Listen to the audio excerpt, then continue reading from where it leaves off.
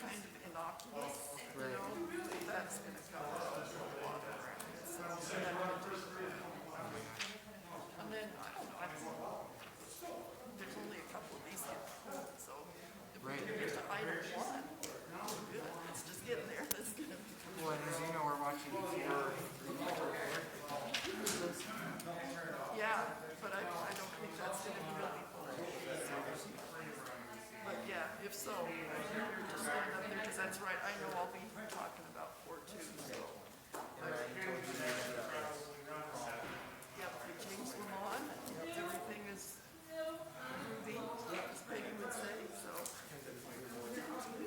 Okay. Well, great. I'll find my seat and I'll be ready to go.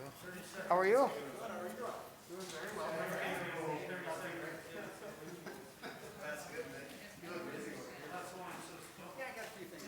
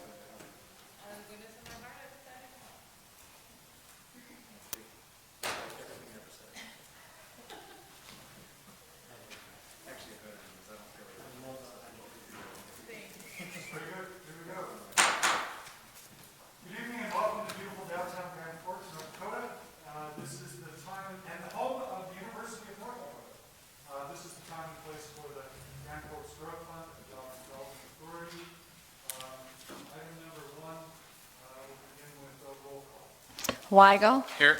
Dockler. Here. Weber. Here. Mock. Kvamme. Here. Sandy. Veen. Mayor Brown. Mayor Rachinski. I'm so sorry. Here.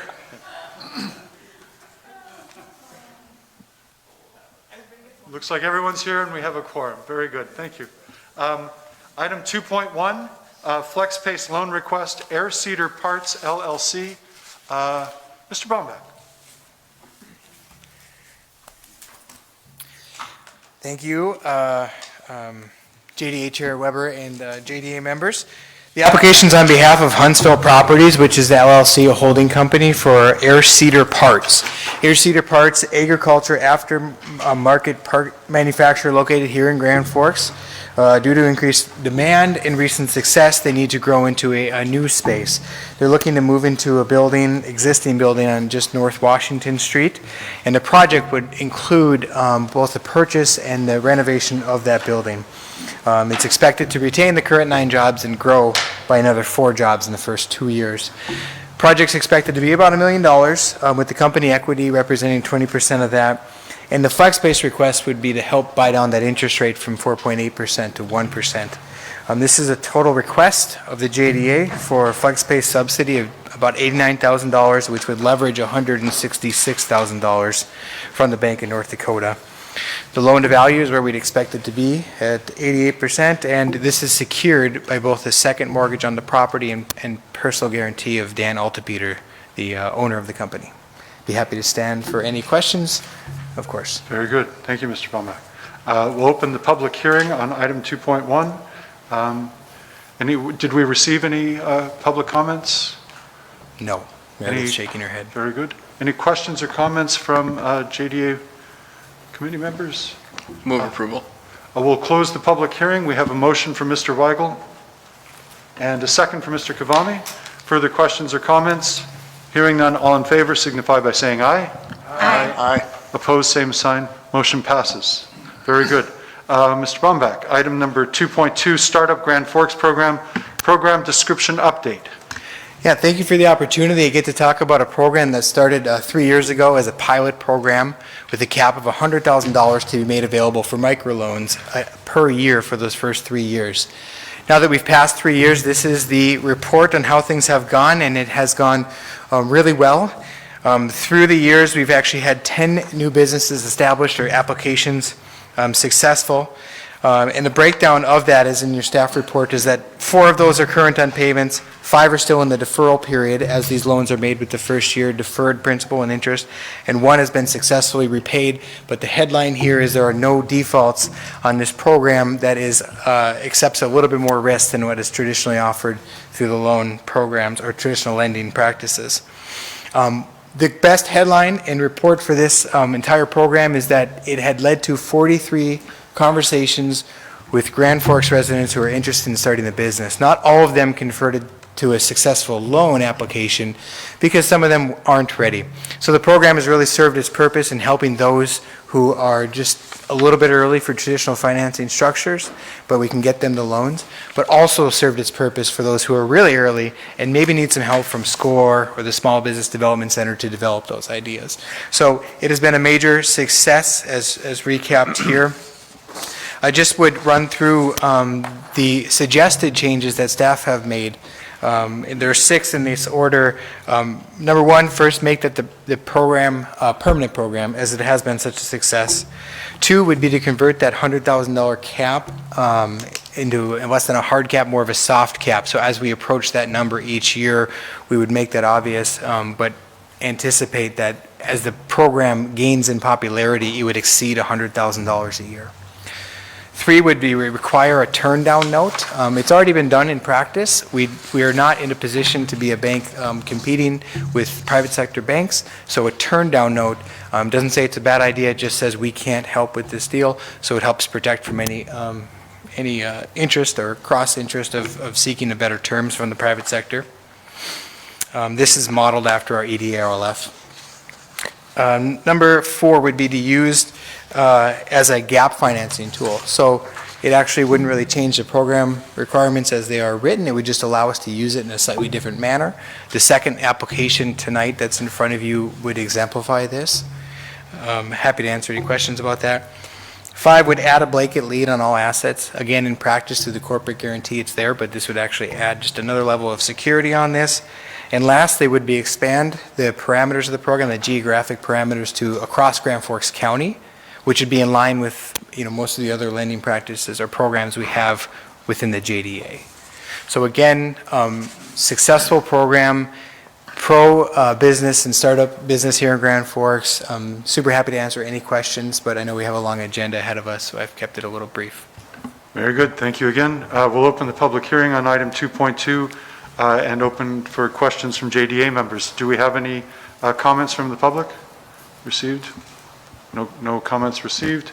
Anything from JDM? Mr. Sandy? Yeah, Mr. Weber, I'm sorry, I only caught part of the Growth Fund Committee meeting when this was discussed. Was that last week or the week before?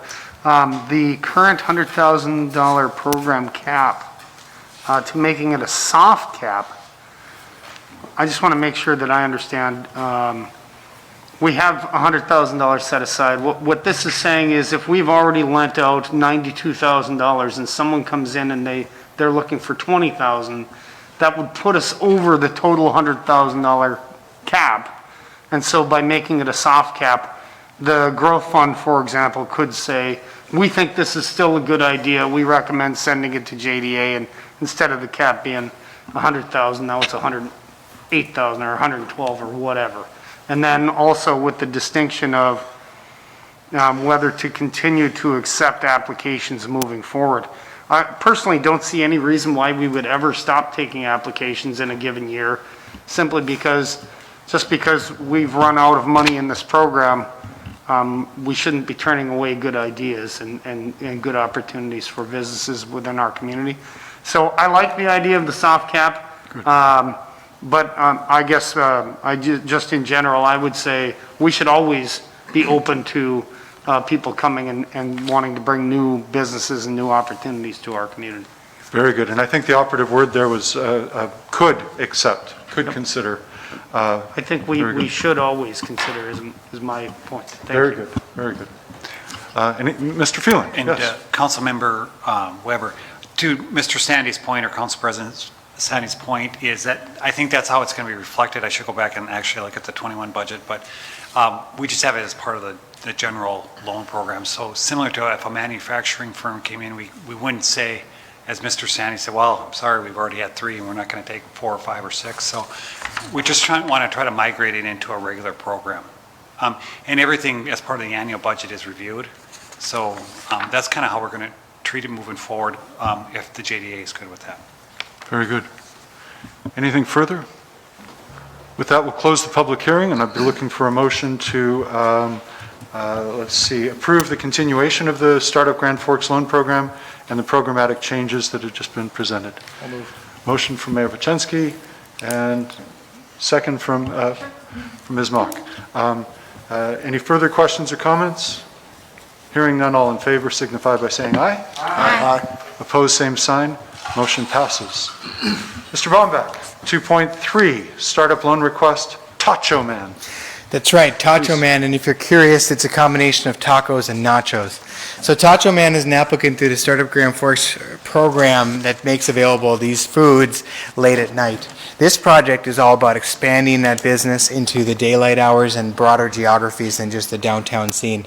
He has got himself a van that's ready to convert into a food truck with these dollars. This would allow him to, like I said, get around town, expand the business model just a little bit. The total project is about $17,000, of which he would provide 25% of that equity as the program requires, of just about $4,300, matched by the state of $4,300. And then half of that total project would come from the JDA, if approved, for $8,600. He's met all requirements. He's certainly done his homework. The loan committee has met about this and approved. And the Growth Fund Committee has also reviewed. The North Dakota Development Fund has not yet approved, and this approval tonight from the JDA would be contingent still on that state participation. They have been a little busy with some of the emergency response grants that have been put out, so we're waiting on that. So it would be subject to their approval as well. But happy to answer any questions on that application. Very good. And with that, we'll open the public hearing and open to questions, comments from Growth Fund members or JDA members. Do we have any public comments? None received at this time. Comments or questions from JDA members? Hearing none, I'd be looking for a motion to approve. Move approval. Very good. Have a motion from Mr. Kavami and second from Mr. Sandy. Any further questions or comments? Hearing none, all in favor signify by saying aye. Aye. Opposed, same sign. Motion passes. Very good. And then again, Mr. Bombach, item 2.4, startup loan request, Thunder Rays. That's right. Thunder Rays is auto repair. Ray Lee has been in the auto repair business in a number of different ways across the community for many years, and it's time where he's opening his own shop here. He, just on North Washington, the total project would be about $60,000. This is where the gap financing provision from the program would really come to play. In this instance, Ray went to the private sector, went to the bank, and was approved for $30,000. Alternatively, perhaps if he couldn't do that, he would come through the Startup Grand Forks program for $30,000. But only collectively will he really achieve what he wants to do with $60,000. Or alternatively, perhaps he tries to do it just on a tighter budget. And as we know, that doesn't always work out so well if you don't build yourself enough runway on some things. So this project is scoped for $60,000 with acquisition, or as getting a lease in this case, some leaseholder improvements, and then a lot of equipment in a car repair shop, as you could imagine. With the new program requirements, what we'd be asking for is leveraging the $30,000 note from First Community Credit Union. A loan from the JDA of $15,000 would then position the North Dakota Development Fund to contribute $7,800, and then also his own equity. In this case, you could consider it's even more secure than before because he's guaranteed the first loan from First Community Credit Union, and then all the same security interests exist just within the company structure for the JDA dollars and the North Dakota Development dollars. So all in all, for the $15,000 loan, you're leveraging just a little bit more with the private sector participation in that. He's met all the program requirements, loan committee approved. This still is subject to North Dakota Development Fund because just again, they haven't gotten back to us yet on that final response. So If you approve tonight, we'll still have to wait on that approval from the state to make this a go.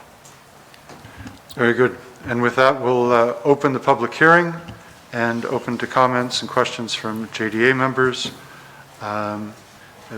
For what it's worth, both of these loans, it's unfortunate that they're not here because these were important success stories in our local community, and the Growth Fund Committee members got to hear those presentations. Any comments from the public? Hearing none. Looking for comments or questions, otherwise a motion to approve the loan request contingent upon the approval from the Bank of North Dakota and authorize appropriate officials to execute the necessary documents. A motion for Mr. Vian, second for Mr. Sandy. Any further questions or comments? Hearing none.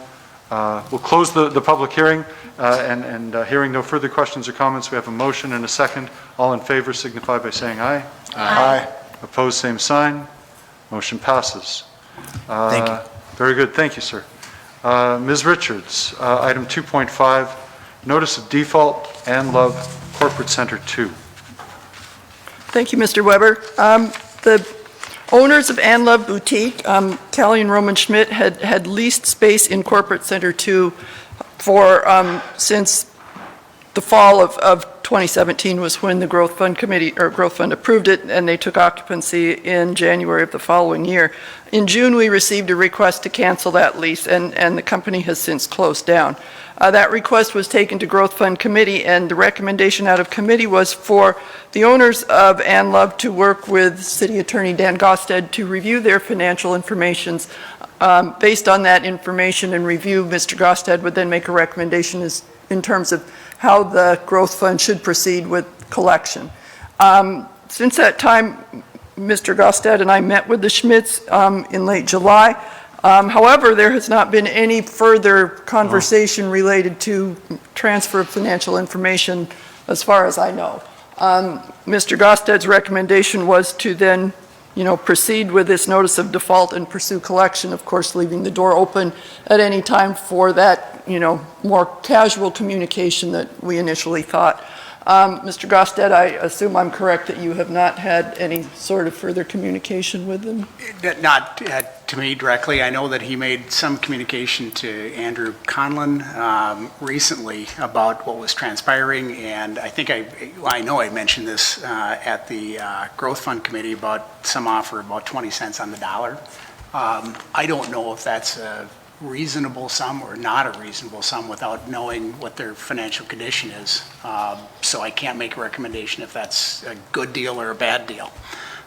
So I think the recommendation is still to proceed with collection under the terms of the lease agreement. And again, like any case that I'm involved with, we can always communicate to try to resolve the matter. And if they were to come forward with a more formal offer and sharing their financials, then we could consider that. At this time, though, the recommendation is to just move forward with the default. Yeah, what I've got right now is 20% payment without any terms, but I don't know if that's a reasonable amount or not. Very good. Further questions or comments from JDA members? Mr. Sandy, please. When does their lease actually expire? I think I saw it in here, I can't. The end of the year. The end of the year, so they're still technically accruing, even though they're no longer in there, they're technically still accruing expense. Correct. What would the total be by the end of the year? Another 10,200? Well, you can see on the second page, your staff report kind of breaks down what they owe. And so they have been paying quarterly, so you can see that it's about $10,000 a quarter. Sure. So that would be, another $10,000 on top of So they'd be that. upwards of $63,000. Correct. Yeah, I don't know if you're looking for a motion. I would move that we move forward with this, knowing that I would hope that they would reach out to Mr. Gosted and try to come up with something that's reasonable for everyone. Very good.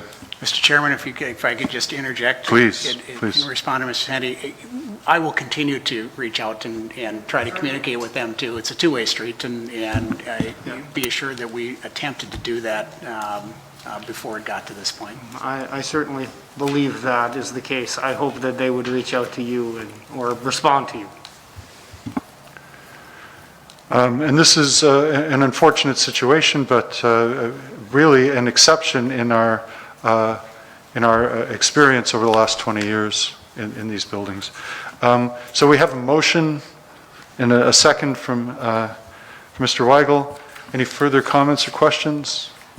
Hearing none, all in favor signify by saying aye. Aye. Opposed, same sign. Ms. Richards, item 2.6, lease proposal for Herald Building, John Ryan and Airtonomy. Yes, Mr. Sandy. I'd look to be recused from this item if possible. Very good. Looking for a motion to recuse Mr. Sandy. Motion from Mr. Weigel, second from Ms. Dockler. All in favor signify by saying aye. Aye. Motion approved. Ms. Richards. Thank you. Mayor Baczynski has been working with a number of tech firms on future uses in the Herald Building, including some startups, and those two startups are the issue before you today. We have proposals from both John Ryan doing business as KSI Data Sciences and Airtonomy to lease space on a pretty short-term basis in the Herald Building. In both cases, we're looking at $16 a square foot. In lieu of a CAM charge, which is what we typically have, we are just providing a fee for internet service. As I stated before, these are short-term, month-to-month leases that allow these firms to get in and take advantage of what the Herald Building has to offer, but allows that flexibility that as we enter this fit-up stage, there's some flexibility. So either party with 30 days written notice can cease occupancy. No renewal terms, but it does get both of these firms in the building pretty quickly and easily with an equally easy way out. Attached to your staff report is a draft lease that Mr. Gosted prepared for KSI Data Sciences. This would be kind of a template for future leases of this nature. Obviously, the exhibit would change and that description of the lease premises, but it is, as I said, a template for both firms. So the request is to approve both of these leases and authorize execution of documents as prepared by Mr. Gosted. Very good. Any questions or comments from JDA members? Hearing none, I'd be looking for a motion. Mr. Vian moves and Mr. Kavami seconds with a motion on the floor. Any further comments? Yes, Ms. Mock, please. So they would have this short-term lease, but then after the renovations, they could potentially be offered a longer-term lease? Is that the thought? Correct. Very good. Anything else? Then in that case, all in favor signify by saying aye. Aye. Opposed, same sign. Motion passes. Item 2.7. Authorization to submit EDA grant proposal for the Herald Building fit-up. Mr. Phelan. Mr. Chairman and members of the Jobs Development Authority, in front of you, we're asking upfront to submit an EDA construction grant, as noted in the staff report. Also here this evening is Amy Whitney from the Center of Innovation, and I just want to tell you a little story about this body has approved a EDA build-to-scale grant. We're anticipating hearing word on that probably in and around mid-September, so shortly. And that was really to help support and program this particular building as we move forward. And as we discussed at the Growth Fund Committee, and we received general support to move this forward, is that prior to Mayor Baczynski coming forward and being elected mayor, we were looking at as more of a collaboration center. This is turned a little bit, so the aircraft carrier, I think, has changed about 10 degrees, right? So I always say, but we're still going to Asia, okay? We're just going to end up a little different area, and it's going to be an accelerator. It's going to be a tech hub, but it's going to be more of an accelerator model, and so we really have focused in on technology. We have focused on the UAS sector, and things that we're really good in. We're focused in on improving our metrics, as we've discussed. our metrics and technology are short of where they should be. I'm going to say we're 30 to 40% of 100%. So we're short of where we are. If you look at comparable cities like Bismarck, they're not quite at 100%, but they're better than we are. And Fargo's over 100%, so good for them. So this is really to accelerate our strengths in the technology. And I think even at these, the two leases that you heard, Air Autonomy and KSI, are really in this data analytics and UAS sphere, and so that's really moving us towards that. So the EDA Build to Scale, and we're a terrific funder of that, and hopefully it all comes through. We're 300,000 of that $1.2 million, and obviously there's private sector, there's UND involved in that, so that's an exciting thing. And really this is to build the space too in and around there. So this space is intended to really accelerate technology firms to grow. Through programming, through having great spaces. It's not meant for a lot of the firms to be there forever. Really what we want them is to grow out of the building and to grow in our downtown area as part of commercial development. So this should grow our economy here as we move forward. There may be some firms that stay there long term. Maybe the University of North Dakota will be there because they'll always be mentoring, they'll be upskilling people and all those sorts of things. There may be corporate entities that want to stay there and do something similar, mentoring, upskilling people into this sector. So it's going to be a combination. And as Ms. Whitney provided as one of the attachments, this is really a niche where we are missing. You know, we certainly have a co-working space, we have the Center of Innovation, but we really don't have an accelerator with some high-tech technology. And Mayor Buczynski has worked with Midco to provide really great upload and download capabilities that we don't have in our community. And that's another really huge benefit to this entity as a tech hub. As we move forward, one of the things that have changed, if you look at the floor plans, on the first floor, we still have the EDC there, and they're really going to be a great complement. But instead of having city staff, and we talked a little bit about City Hall, you know, trying to placing planning and community development and trying to rearrange where we're at here in City Hall. So we can include that as tech startup suite space. And so that's what you'll see on the first floor. I think it's about 3,000 square feet. That would be more for suite for those that could rent, similar to the firms that we talked about here. So that's one of the big change. Still a high-tech boardroom on the top. Still suite space on the top floor too, or the second floor. So similar in that vein, but more of a focused effort in that UAS technology space. What we're asking for this evening, and we're still, again, thanks to the Center of Innovation, not only Ms. Whitney, but Della Kaposius is helping us out with the EDA grant. We've been working with EDA representatives, so they've been kind of coaching us along the way. They have said, and there's no guarantees in life, as we know, other than nothing, but they think we really have a great application moving forward, no guarantees, so they've encouraged us to submit. They've encouraged us to submit a grant request that would be $3 million or less under a 50-50 cost share. So that's kind of the draft that we have in front of you. We're working through some final details on the narratives and all those sorts of things moving forward.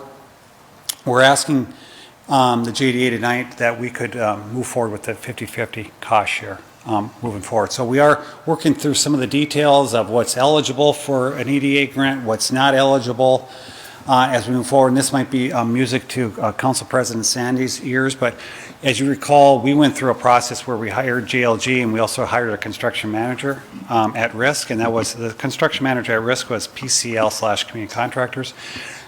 Today we were informed if we're going to move forward with this project, we have to design, bid, build this project, and we can't do a construction manager. So that's one change we'll have to make as we move forward. So that's one requirement that we come up. And there's some things like, you know, that's not eligible, but, you know, this is. So just so you know, in this app, we're still working through some of the finer details.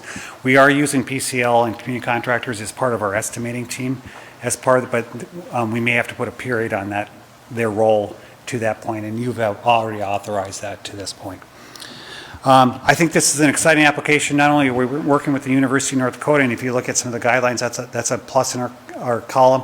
We're in a federal opportunity zone in our downtown area. That's a plus in our area. And we're in a state renaissance zone, which is a plus.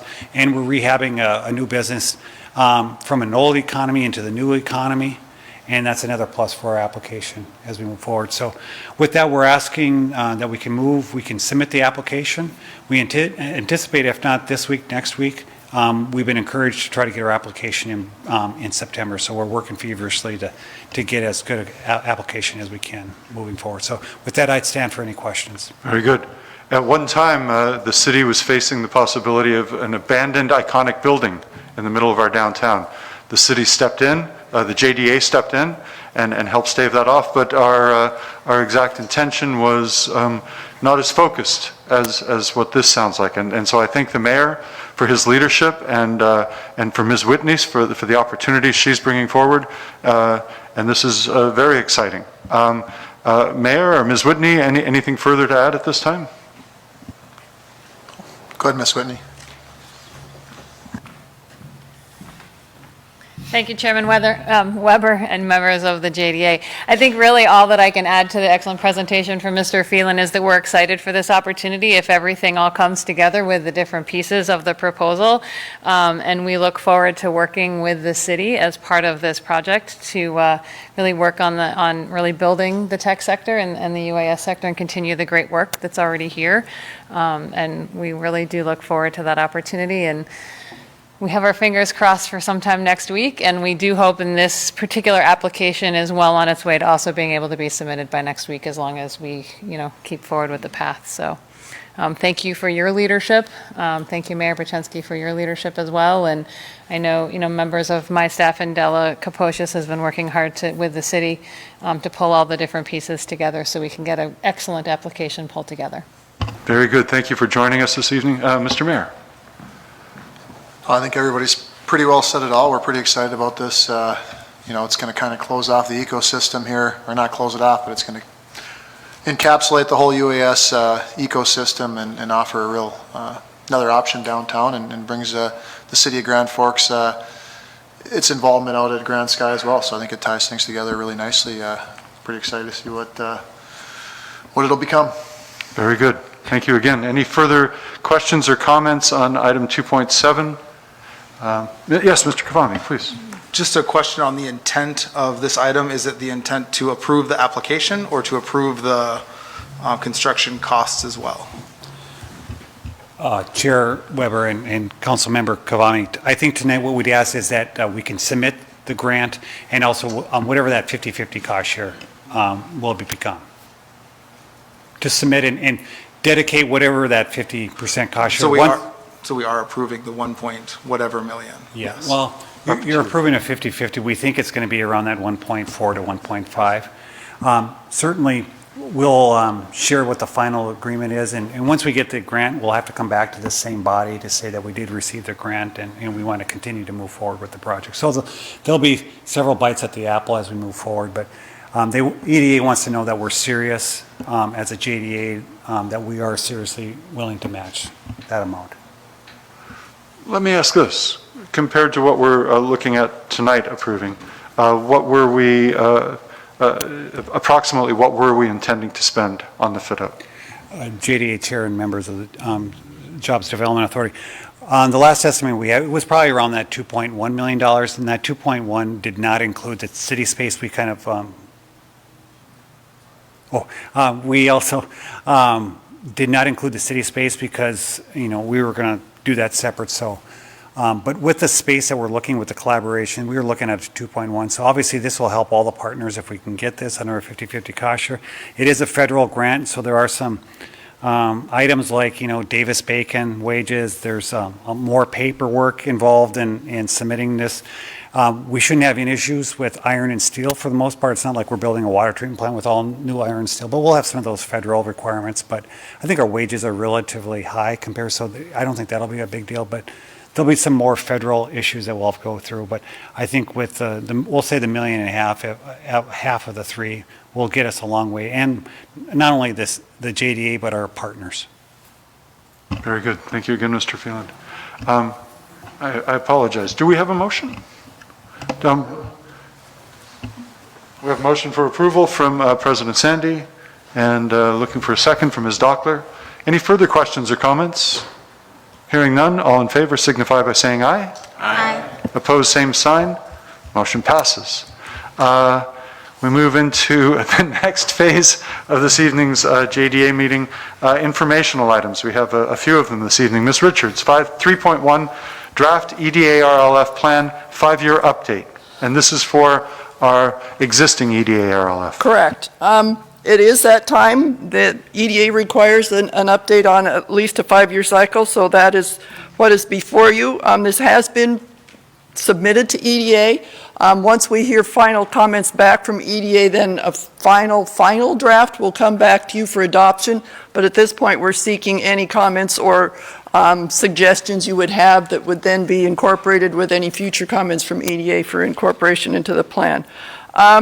This document acts kind of as a template for the next item on the agenda, which is a RLF plan for a new RLF that's funded with EDA CARES Act money.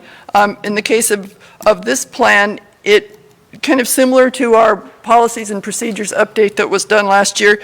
It kind of updates the general plan to prioritize diversification, but kind of hones in on the aspirational sectors, which is tech and UAS, as well as our legacy sectors that we've been very successful with, manufacturing and agriculture. It does include some necessary additions that were lacking in the old plan based on certain changes EDA has required. They have reduced their requirement that used to be we had to have a specific bank turn-down letter. They've kind of softened that language, so as it says, it's more, now it's just evidence that credit is not otherwise available to, basically this makes it easier for us to provide assistance using this product. We also have added a job cost metric that was part of EDA's new risk assessment protocol. We never had one before, so we've added that. And the interim amendment that we agreed to last year in terms of the required annual reports are just submitted to EDA and then shown to the committee rather than being approved prior to, which was strictly a timing issue. So it's a big document. I'm certainly accepting of any comments or questions, suggestions, but we will come back at some future point for final adoption.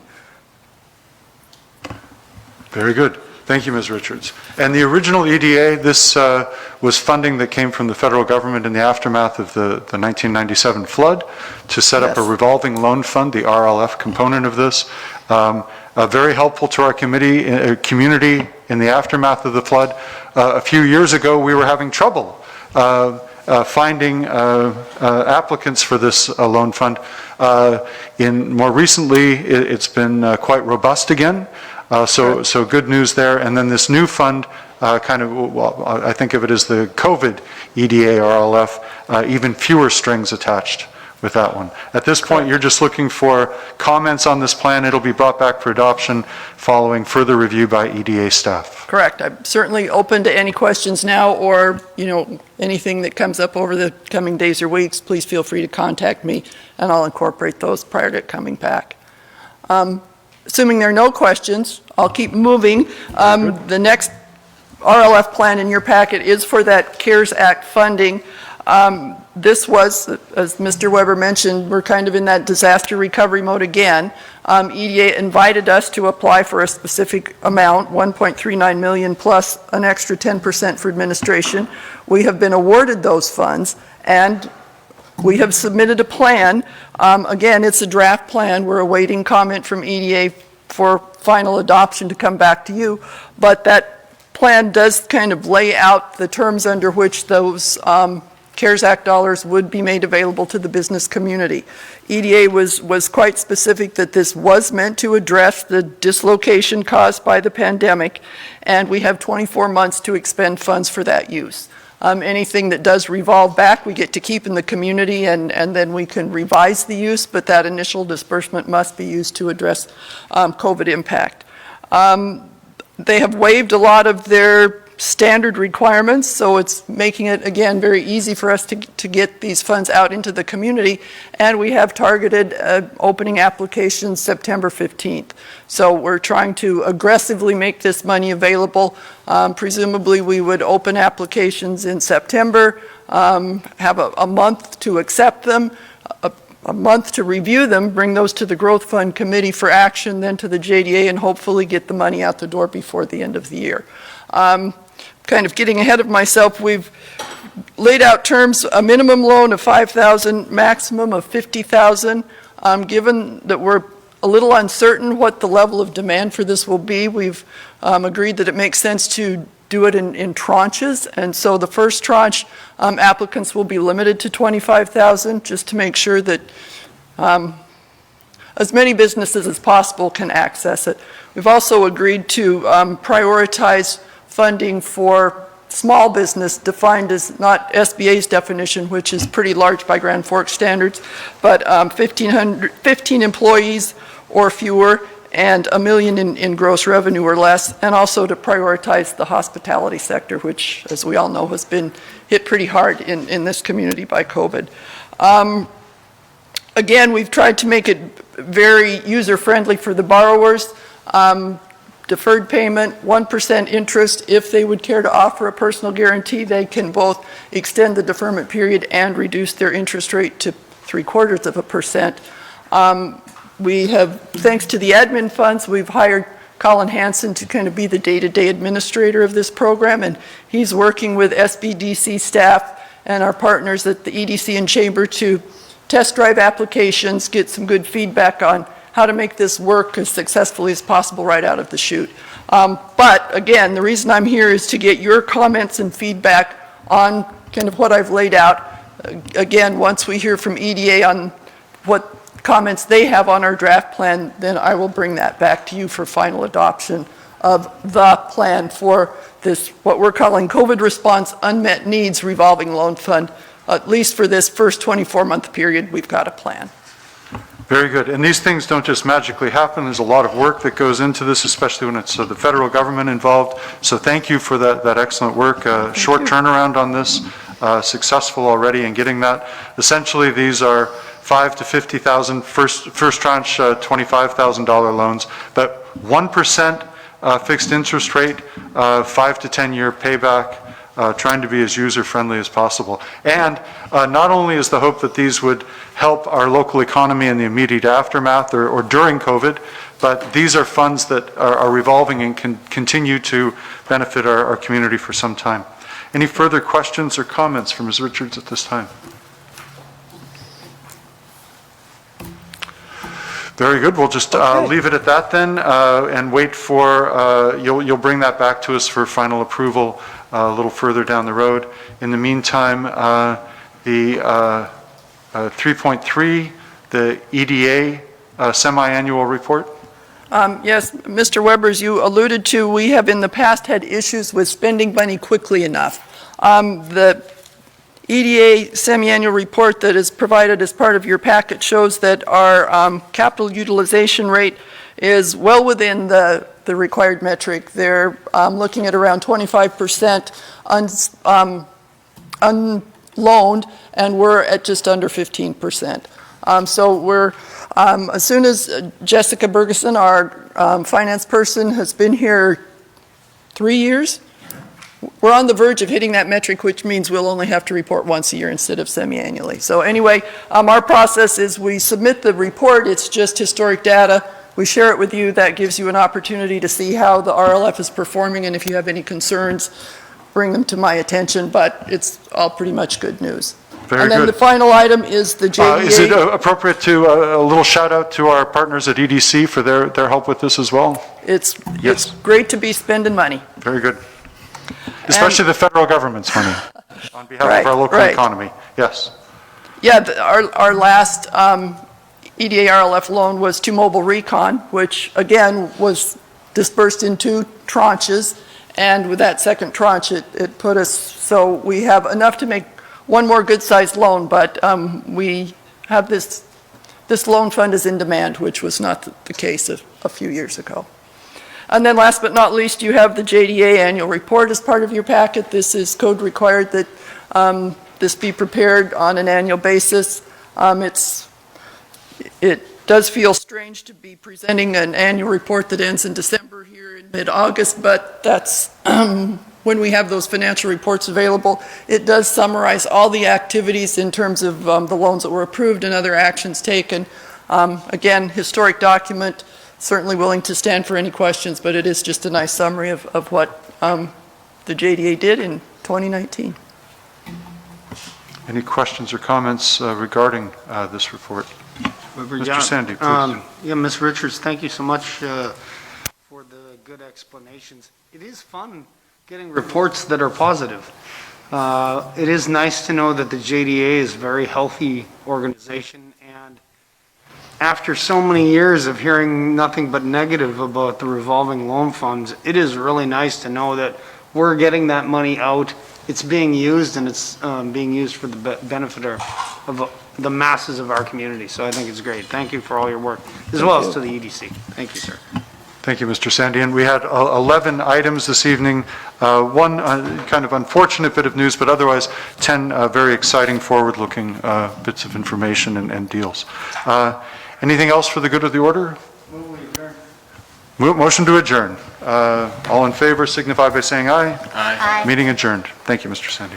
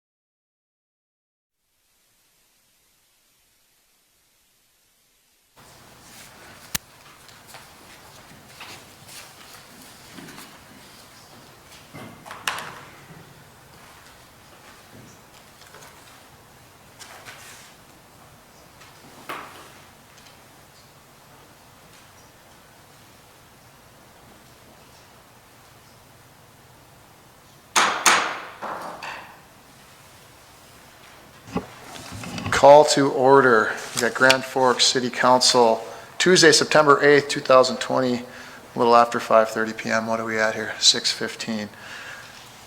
Welcome, everybody. Roll call. Andy? Weigel. Here. Dockler. Here. Weber. Here. Mock. Here. Kvamme. Sandy. Veen. We have a quorum. Thank you. Let's do 1.2, Pledge of Allegiance. Pledge allegiance to the flag of the United States of America and to the republic for which it stands, one nation under God, indivisible, with liberty and justice for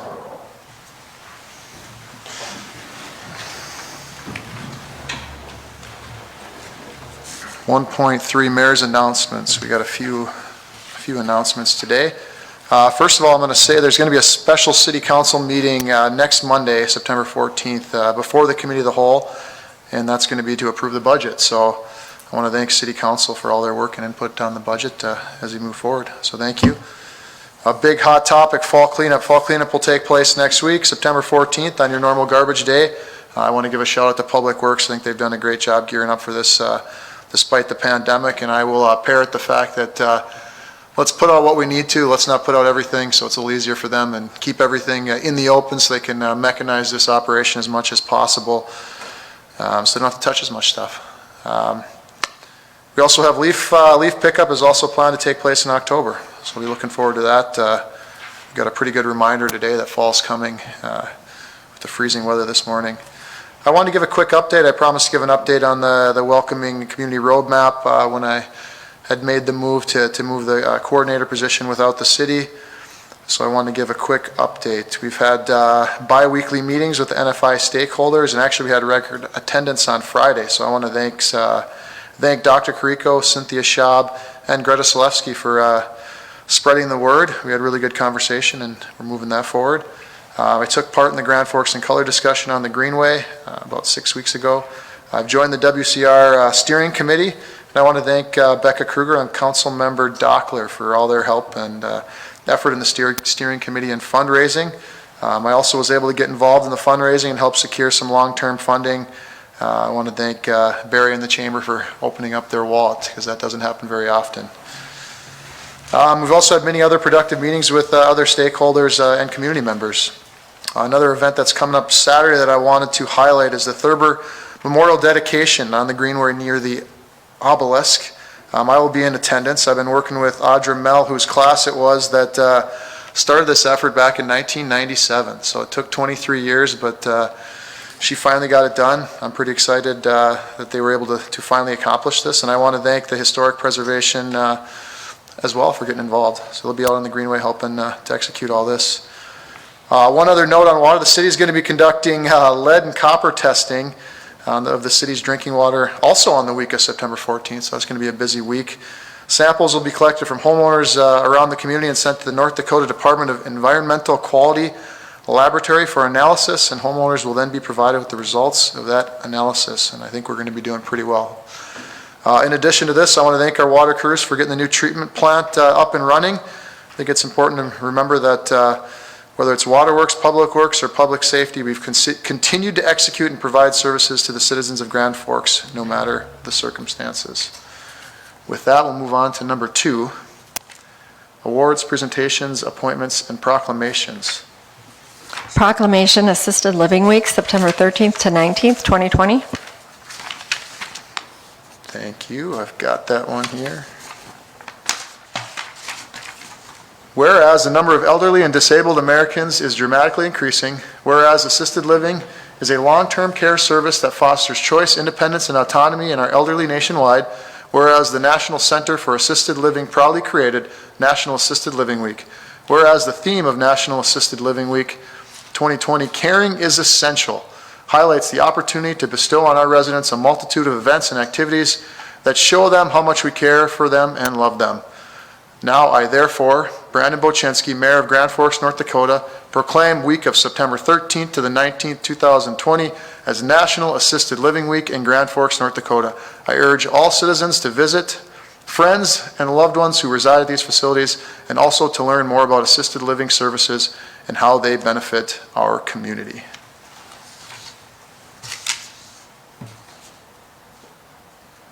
.2 Census update. I think we have Ms. Halford. I was just going to mention, I did attend an Indigenous census and voter information event this weekend. There was pretty good turnout, so I'd like to thank Tribal Chair Jamie Osher for inviting me out there. We also had a little bit of issues with Grand Forks Air Force Base getting out there and getting all the people counted, but we were able to quickly work with Colonel Pringle and Colonel Curry to tie up some loose ends and make sure that happened, and we got everybody counted. Ms. Halford, I'm going to do another update. You got her on there, Greta? Okay. Please, Ms. Halford. Thank you. Good evening. I'm Stephanie Halper with the Grand Forks Planning Department. I have been co-chairing the Census Complete Count Committee with Brad Gabler for the past year. We have a committee of over 50 community leaders. Their passion and dedication for the community really shined this year. Shows that they know the importance of the census. Just a quick background on the census. The census establishes North Dakota's federal funds for the next 10 years. In 2015, $1.45 billion in federal funds were obligated to North Dakota based on resident counts, which were held back in 2010. This equals to about $1,910 in federal funds annually for each person. So this is kind of a quick graph how important each person really can make a difference, even each household, even if we're off by 0.1% in our count for the state, it really adds up and everyone does count, and everyone needs to be counted. So looking at what we stand today, you should be counted where you're living and sleeping most of the time as of April 1st, 2020. If you're responding for your home, count everyone who is living and sleeping there most of the time as of April 1st, 2020. This includes children, foster children, roommates, any family members or friends who are living with you, even temporarily. Please note that if someone was staying with you temporarily on April 1st due to the COVID-19, they should be counted where they usually live. This includes college students who should be still counted at school. So this is very important, especially for our UND students. Even if they're home early because of the COVID-19, if they live in student housing, college The college will count them, and if they live off campus, they should complete the census for their off-campus address, include any roommates and people living there with them.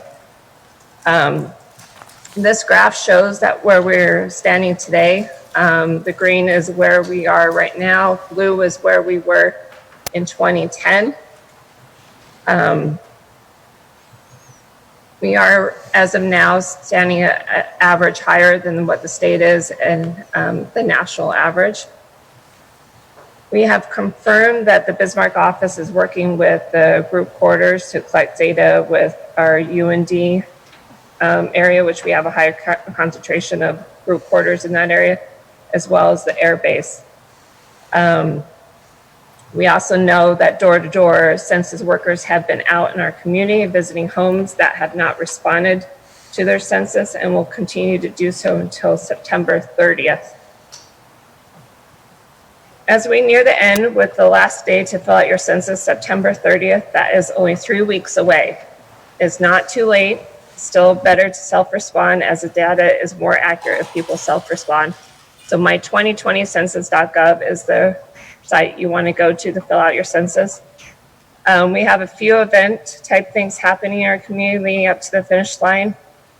As the mayor announced, there was a event Sunday at the University Park. We'll be working with Deke's Pizza again and other promotional events. There will be a census rep stationed at some housing authority learning centers to help people fill out their census weekly until the end of the month, attending farmers markets, working with a grocery store to help have a table out by the front door with informational items, as well as we'll have some census reps there as well. Of course, numerous partners from our committee will be pushing information out in their newsletters, emails, social media channels. And thank you. I can answer any questions you might have. Thank you, Ms. Halford. I think I would plead with anyone that hasn't filled out their census yet to get it done. It's an easy way to help the community out. So is there any other questions from council? All right, I think we'll move on. 2.3. Housing program update. So we got two quick things here on the original down payment assistance program. We're still doing research and seeking more input and feedback from council on the community. So we're going to be working on that going into the future. Meredith Richards is here to give a quick update on the Gate City Low Interest Home Improvement Partnership that we're going to help promote. Thank you, Mayor. I'm just going to show you where you can find information on the city website. Greta, can you put that up on the big screen? It's in the Community Development Department area. So I'll just take us right there. Pretty easy to find.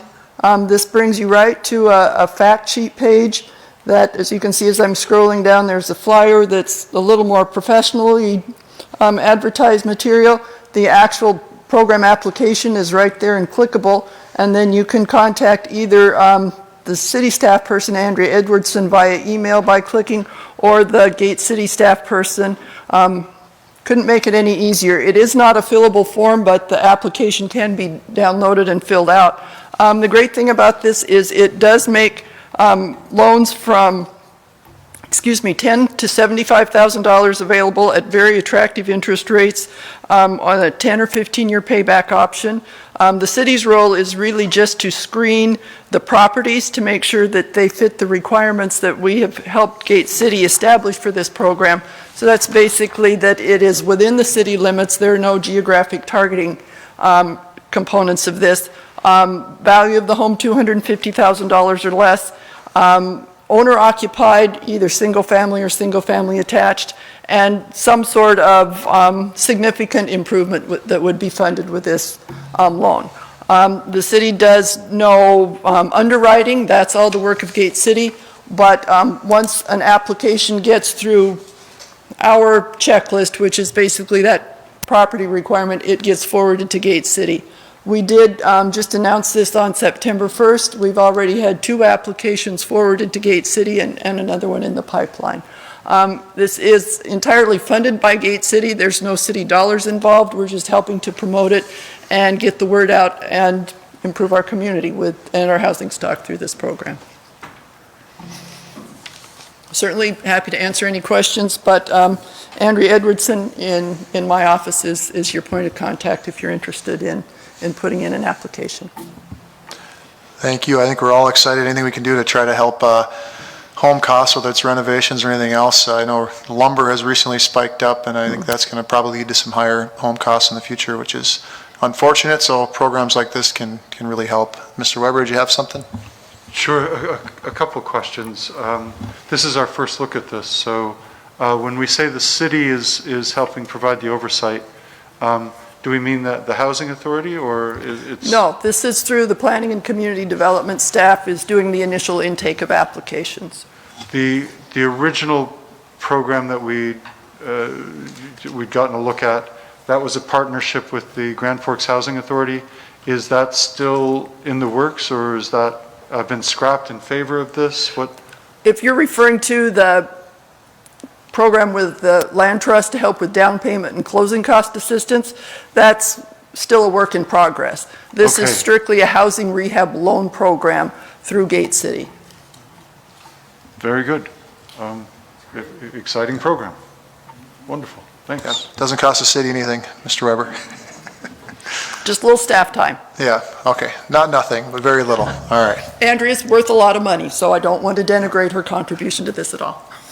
All right, thank you, Ms. Richards. Moving on, 2.4. COVID-19 update.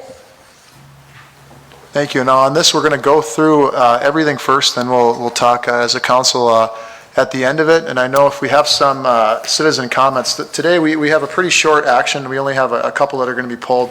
So I think we're going to hold off on the citizen comments until the end, but it should move pretty quickly. So we're going to start. I know we've got quite a few updates and things that are going on, but I think it's important to take a moment and kind of go over what has been happening, what we have been doing, and then looking forward. So we'll start with that and what we've been doing at administration. We've been engaged with the governor and senior staff throughout the process of moving Grand Forks to yellow and moderate risk level last week. I've engaged with bar and restaurants owners on moving to yellow and the reduced guideline of 50% capacity. Sent a letter out including the North Dakota Smart Restart guidelines in an email, and I want to thank Councilmember Dockler for your engagement and on the importance of communicating with community members on these guidelines and them being enforced. I'm even having a meeting with them tomorrow at 3 o'clock to talk about their concerns and looking at that 11 p.m. shutdown along with the 50% capacity and figuring out a way forward. And I think it's important that they get to talk directly to me and I can hear things firsthand and they can hear my thoughts firsthand. On top of that, I went on a police ride-along on Friday night to check on enforcement of that 11 p.m. Closure time, and I think it worked pretty well. I saw everything clear out. We got to go around. I think it is working. It's not the perfect thing, but it was targeted at where the problems were happening, where we think we're seeing the problems happening. So that was great to see. I went and monitored testing events both at the Lara Center and at the High Performance Center. On Friday, I even got tested, and I wanted to check the turnaround time, and I got my results back within about 30 hours. In that Friday event, it was great to see Public Health Department working hard, and also I got to see 4 of our firefighters, and actually got tested by one of our firefighters. Chief Lorenz and President Armacost also joined me at the event. And another thing, bringing up the fire department, there was a fire there at 310 Cherry just yesterday, and that was tough to see that families that got displaced by that. But one thing that I was pretty excited amidst all this and COVID. Within hours on Facebook, I saw fundraising efforts to try to help that family, so that was really pretty great. We put pen to paper on our city-owned building safety plan and policies. I also want to thank Councilmember Dockler for helping out with that. This week as well, I followed up and got status updates from a lot of the senior living facilities, including Valley Senior Living, Memory Care, and Edgewood. I've been engaging with subject matter experts at UND, state and federal experts, including the White House Coronavirus Task Force. Myself and Todd also toured Ultra this week, including the COVID wing, and we're in constant communications with Ultra's upper management. And I want to thank Dr. Weiser and Mr. Molman for the tour and bringing us in there. We've also been on tours with manufacturing companies, including LM Wind Power, Philadelphia Macaroni and PS Industries, as well as other manufacturers to see how they're managing COVID in their workplace. I've also met with numerous church leaders and seeing how they're handling their COVID response. We're meeting weekly with institutional partners, including All True UND, Grand Forks Public School, the Air Force Base, and the county.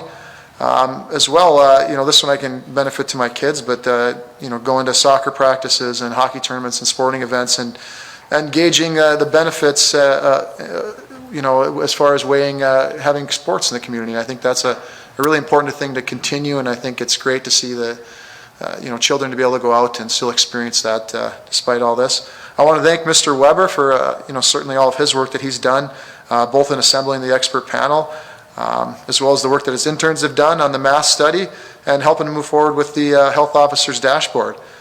Looking at the past and where we're headed, I think so far through it all, we've done a pretty good job. We had a spike when students came back. That's troubling. We've responded with targeted and reasonable actions to create sustainable balance, to not just include physical, but mental, emotional, and economic health. And that's, a lot of those can be equally as important. This is a pandemic and no plan is going to be perfect. We're doing the best we can. We need to stay positive on our future and on the future of this community, but at the same time, we need to buckle down as we're getting past this expected spike in college students, and we're starting to see numbers come back down, so we're hoping that trend continues. So from there, I'm going to send it to Todd, and I know you're going to kind of run with the rest of this, Todd, so take it away, please. Okay. Thank you, Mayor and members of City Council. So we're going to do a team approach, and as the Mayor said, we're really going to, we've had let's be frank, we've had a couple consecutive City Council meetings, and a lot of it's related to the pandemic and COVID, so we're going to try to be, we've doubled down on being better communicators, let you know what we're doing, get your feedback, and let you know that we've heard you and move forward. So we really have taken that to heart. And so third time's a charm, so we're going to really try to be good tonight. So with that, I'm going to start out. Miss Greta Selesky, she's going to talk about the public education piece. Maureen Storstead is going to join us virtually. She's going to talk about some of the financial pieces. Moving forward, Michael Dulitz is going to come up here and talk a little bit about the dashboards, not only our dashboard from the Grand Forks Health Officer, but also Governor Burgum's dashboard that we've been showing you, and then talk a little bit about what's going on in our community as much as we can move forward. Public Health Director Swanson did provide you some information on vaccines and kind of what the lay of the land is. And as we've discussed with Mayor Buczynski and our team, we've got to give people some direction and some light at the end of the tunnel about what's coming so that we can hang on and see better days ahead. So with that, I'll kick it off here. One thing, and I'm going to go over information that we've received from you as City Council members and some of our responses. And the first one is that we really want to rely upon local data. And if we've heard it once, we've heard it several times from Council President Sandy. So we're doing the best we can on that regard. Secondly, was try to create a local dashboard, and that was the intent of the health officer's dashboard moving forward. And I think we've done a really good job at kind of developing that locally. As Mayor Buczynski said, we are still following the governor's dashboard and coloring system that relate to workplace environments. So that has always been our intent. Try to supplement, whether it's with the coronavirus task force from the White House or supplement from our own health officer's dashboard. Those are important inputs. However, we intend on following the governor's guidance.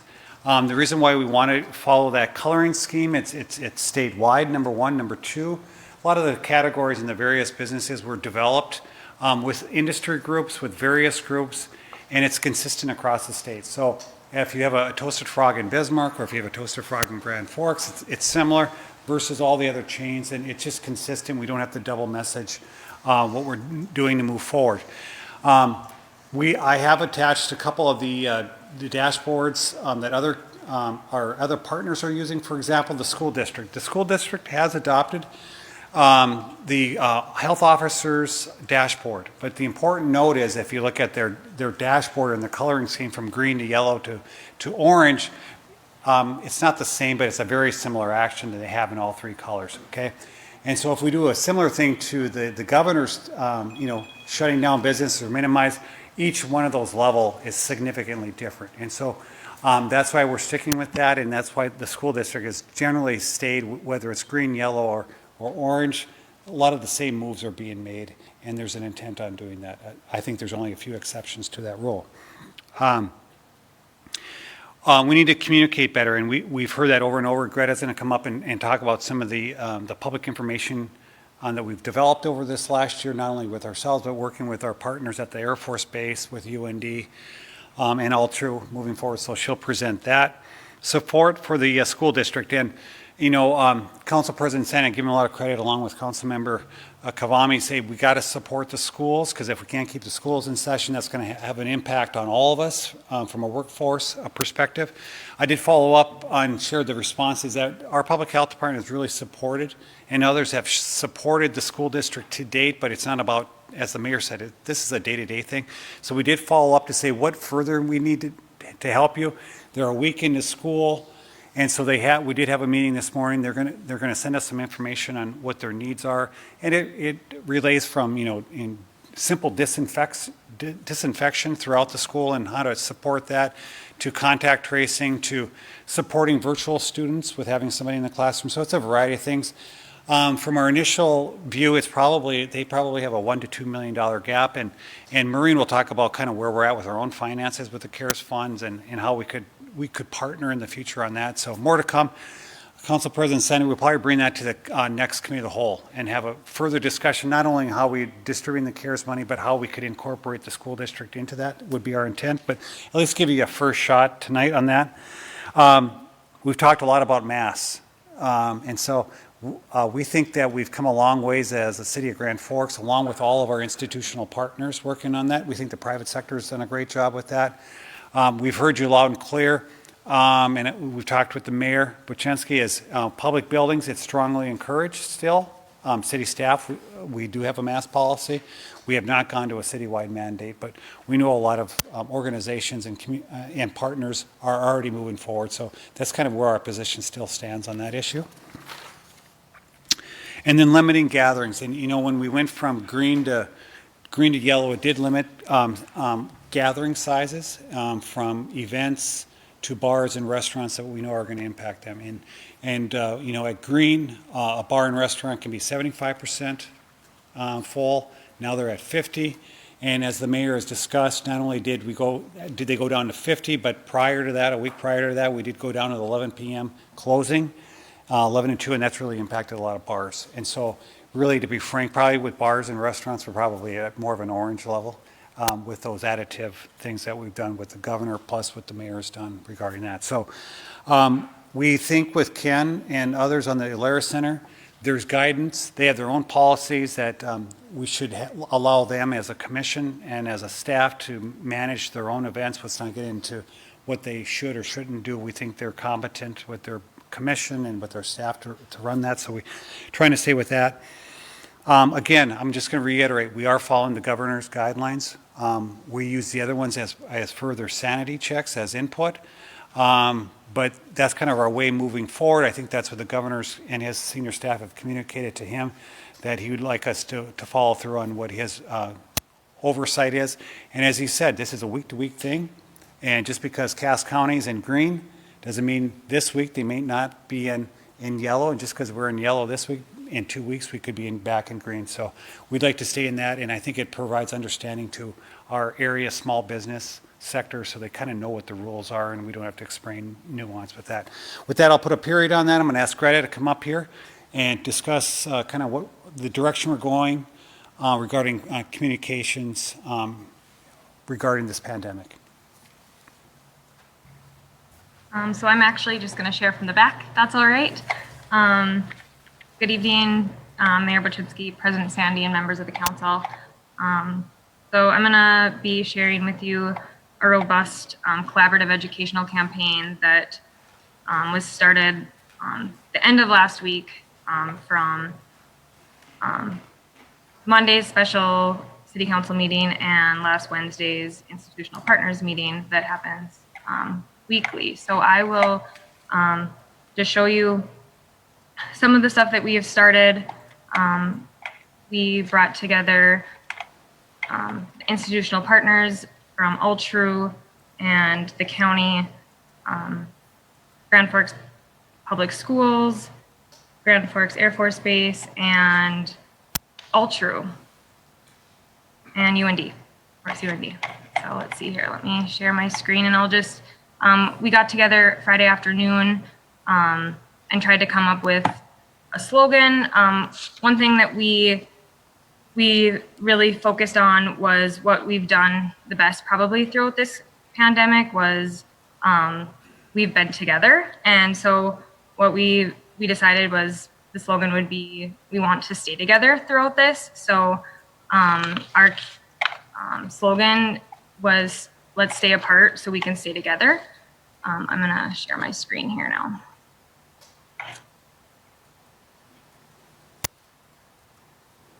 All right. So we got together Friday afternoon. And so this is just the beginning. We are going to be meeting up again this upcoming Wednesday. So this is Altru's cover photo, Grand Forks Public Health, University of North Dakota. This past weekend, we talked about how over the Labor Day weekend, we want to encourage not only UND students to not travel, but everyone to stay local and to avoid large gatherings. So that was our big push this weekend. Also, we had shared this little Instagram story and social media story on how to properly wear a mask. UND shared it. Let that play through. Oops. This is the same graphic here. As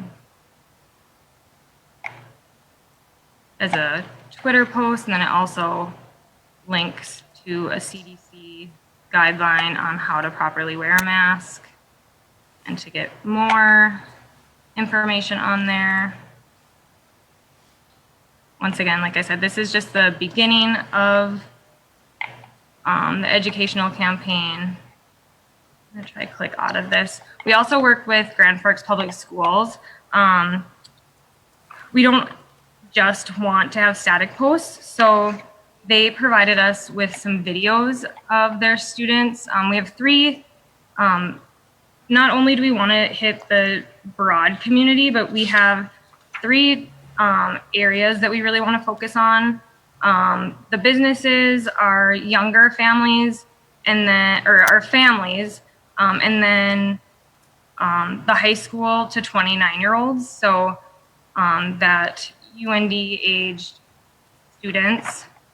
So this is one of, I hope you guys can hear this. I want to make sure that it's up here. Whoops, sorry. So this was one of the videos that the Grand Forks Central High School sent over, and I just put it into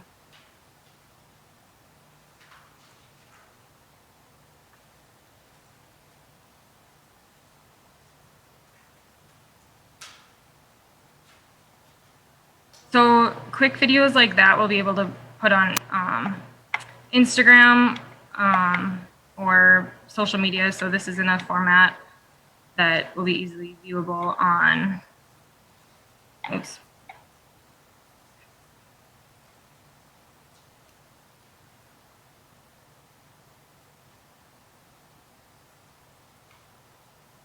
So these formats will be really easy for social media. We also have this information running on channel 2 already. Let's see, I also have some stuff already queued up. This hasn't been posted yet, but can you list everyone you've hung out with in the last 48 hours? And then with that, it'll have other verbiage to link with. The typical wash your hands for 20 seconds. So all of this, like I said, is just the start of the educational campaign. We've also talked about our op-eds, other PSAs with our community leaders like we've done in the past, radio ads, etc. So we are meeting again on Wednesday. I'm I'm open to any questions that anyone has. I think we're going to try to move to the end, and then we'll have questions. Oh, yeah, for us. perfect, So if you want to perfect. stay available, thanks. Go ahead, Todd. I think Mayor then would have Maureen come in and discuss the financials, which is another, I think, a really good news story from, if you were sitting here in March, we thought it might be the end of the end, and it's turned out better than we ever anticipated so far. Not that things can't go, but it's really been terrific, and thanks to the city council, past and present, things have turned out much better. Well, looks like Ms. Storstad's all queued up and ready to go. Please, Ms. Storstad. I'm all set to go. Thank you, Todd, Mayor Boczynski, members of the City Council. So tonight, I just wanted to share with you a few slides, and hopefully you can see my screen share there, just to give you an update on the numbers year to date, our performance as far as financial performance, and just an update on the revenue impacts comparison to 2019 actual, and then finally a recommendation for allocation of recently received CARES relief funds dollars that we just recently received at the city here. So to begin with, here we go. The first three slides here will just give you an idea of how we're sitting year to date. These numbers go through August 31st. So basically we're 2/3 of the way through the year as a comparison. Total revenue in the general fund that I'm showing here on the first slide, we're currently at 73% of budget year to date. It should be greater than 2/3 of the way, just because this is heavily property tax, which is already reflected in your total numbers. But I am very happy with how the revenue is coming in so far. The 73% is a good benchmark to hit at this point. In comparing to, I looked at the numbers last year through August 31st, we were at 77%. But like I said, I'm pleased to see how the revenue is coming in here so far, year to date with general fund. When looking at the expense and considering we're 2/3 of the way through the year here, about 67%, total expense, we're tracking pretty well here. Total expense so far at 66%. Some of the expenses such as pension are bringing up that percent, which is normal as our DB pension city funded plan. We play that in a lump sum. So that's already going to bring up your percent there. We should see some savings as noted earlier in other meetings as compared to budget in the areas of fuel and utilities and materials and supplies that we're tracking savings on. And just a one pager here regarding the 4 major utility funds. We're sitting pretty well here. As you can see, I have reduced, as we're going to get into in a couple slides here, the impacts to estimated revenues, and I've lowered those estimated revenue losses in our utility funds.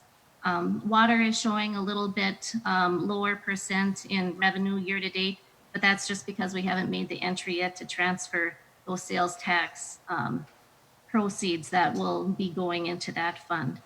You're going to see too in wastewater, we have a jump in revenue there. That's, if you remember in a previous meeting, we were talking about those surcharges due to the issues at the biorefinery. All these numbers are showing year-to-date revenue based on billing, not actually what's collected. So of course, we still have some concerns about collections on delinquent accounts, but we're monitoring that. Sales tax, it's been a good story as it continues to be pretty stable. We had started the year very well, and we've still come in strong in collections on sales tax. August collections were lower than August of 2019, but still overall year-to-date numbers are looking positive. When I'm looking at a 12-month rolling, we're up 1.5%. And in looking at a calendar year basis, we're up 4.2%. State aid, we've only received that through June 30th. We'll continue to monitor that, but we are down in that area, 5.4%. And highway users, the gas tax, we do receive that monthly. That we have seen take a dip. We're down 10.7% on that.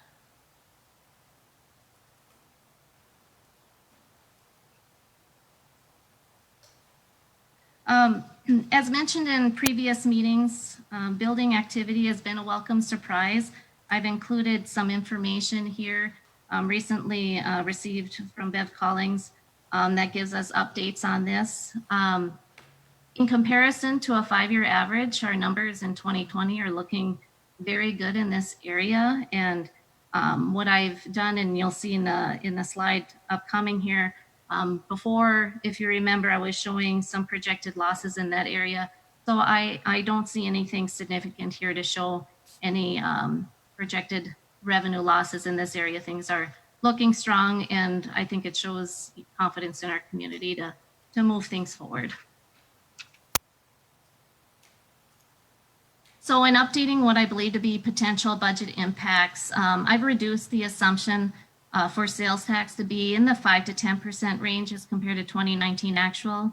I've kept the assumption the same in the area of state aid and highway user gas tax, as we have seen some declines there. We'll continue, as I said, to monitor that. As far as the utility funds, I'm reducing those estimated losses figures, and I for now I'm landing on 2.5% impact on stormwater sanitation and 5% on water and wastewater, but we'll continue to monitor that.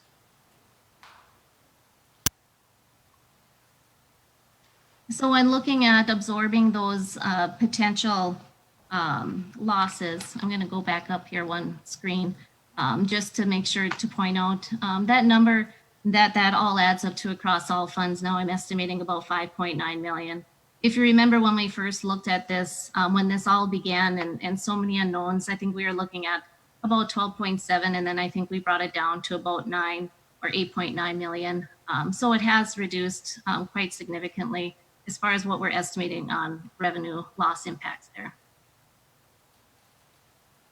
And then this slide just kind of sums up how we, as far as the general fund, plan to absorb those revenue shortfalls. We do have some expense savings as compared to budget that we're estimating that add up to about 570,000. And we are looking at just some use of different reserves and department carryover, loan and stabilization, as to not greatly impact our unassigned fund balance. So with this plan, we don't harm our policy with keeping the 18% threshold with our unassigned fund balance in the general fund. In fact, we still show, as we had presented as part of the budget, about 21% of 21 budgeted expenditures to remain in our unassigned fund balance, which is about 8.4 million. And finally, I just wanted to wrap up with COVID-related expenses and the newly received funding received from the CARES relief funds. We did just recently receive roughly 3.6 million, and this was based on law enforcement wages and benefits for the period of March 1st through the end of July. There's a few attachments that you're also going to find attached to your agenda. I'm not going to go through those in detail, but they're there for your reference as you go through this. This slide sums up those attachments. We're tracking expenses and all the different programs. That's going to be your attachment A. As you look at that, I'm really speaking toward the column on your attachment A that's been highlighted. That's going to show you by department the expenses that we've incurred in relation to COVID. And that adds up to about $351,000. What we have here is just a recommendation that we're looking at as far as the allocation for the 3.6 million. First and foremost, we want to make sure we're reimbursing departments for those directly related expenses and those departments. Like I said, that's about 351,000. Also, some future related expenses with regards to capital and operational needs with the Alaris Center and departments. That's adding up just an estimate of about $200,000. Then in addition to that, we did meet with Debbie Swanson with regard to the needs of the Public Health Department. And we want to make sure that we meet those needs.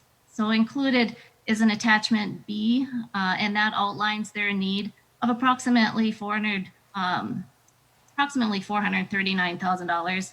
And that would get them through, mostly due to additional staffing costs and needs to get them through 2021 to give them some certainty with their staffing levels needed. And doing it this way too, we do this in a way where we won't impact property taxes, so we can take care of that need. We'd also like to use the opportunity to fund some public safety issues that we haven't previously been able to fund. So I've listed those here. The cost of the radios for the siren radio communications is approximately $1.526 million. And I've included an attachment C that breaks out the cost of those radios. We should receive some grant dollars, which helps offset some of the cost of about $399,000. So this $1,526,000, that would be a net cost to that after those grant dollars are received. We're going to end up front loading that. We're going to end up having to pay for the total cost, but then we should see a reimbursement for that $399,000. We had, if you remember, prairie dog funds were targeted in the future to take care of that need, but receipt of those funds isn't guaranteed by any means. If we do receive prairie dog funds, we're going to just shift more needed dollars into our street capital project would be the recommendation of when those actually do come to fruition. The 2021 budget, we also weren't able to fund as part of the budget general fund capital and capital reserve. So our recommendation would be to use these care relief funds to fill that need and to fund capital for police and fire for much needed capital and put money aside for a needed aerial truck. So that is the $887,000 that you see that, and then also cover some needed training costs. And then finally, we do anticipate an additional allocation. We're estimating about 1.7 million. And that we need to have a future conversation on regarding how to allocate those funds. And I believe it was Todd and maybe Greta that referred to discussions and collaboration with others. We did have a preliminary conversation with the school district this morning as to what their needs are and priorities. That's really all I have as far as an update for now, as far as a financial update. I will just add that regarding 2021, our HR director, Tanji Bovet, did just notify us recently that the health insurance, which had been estimated to be a 7% increase, came in at only 2.3%. So that's some more good news when looking at that 2021 budget. But at this point, I'm going to stop sharing and turn it over to Mr. Dulitz as he continues our update.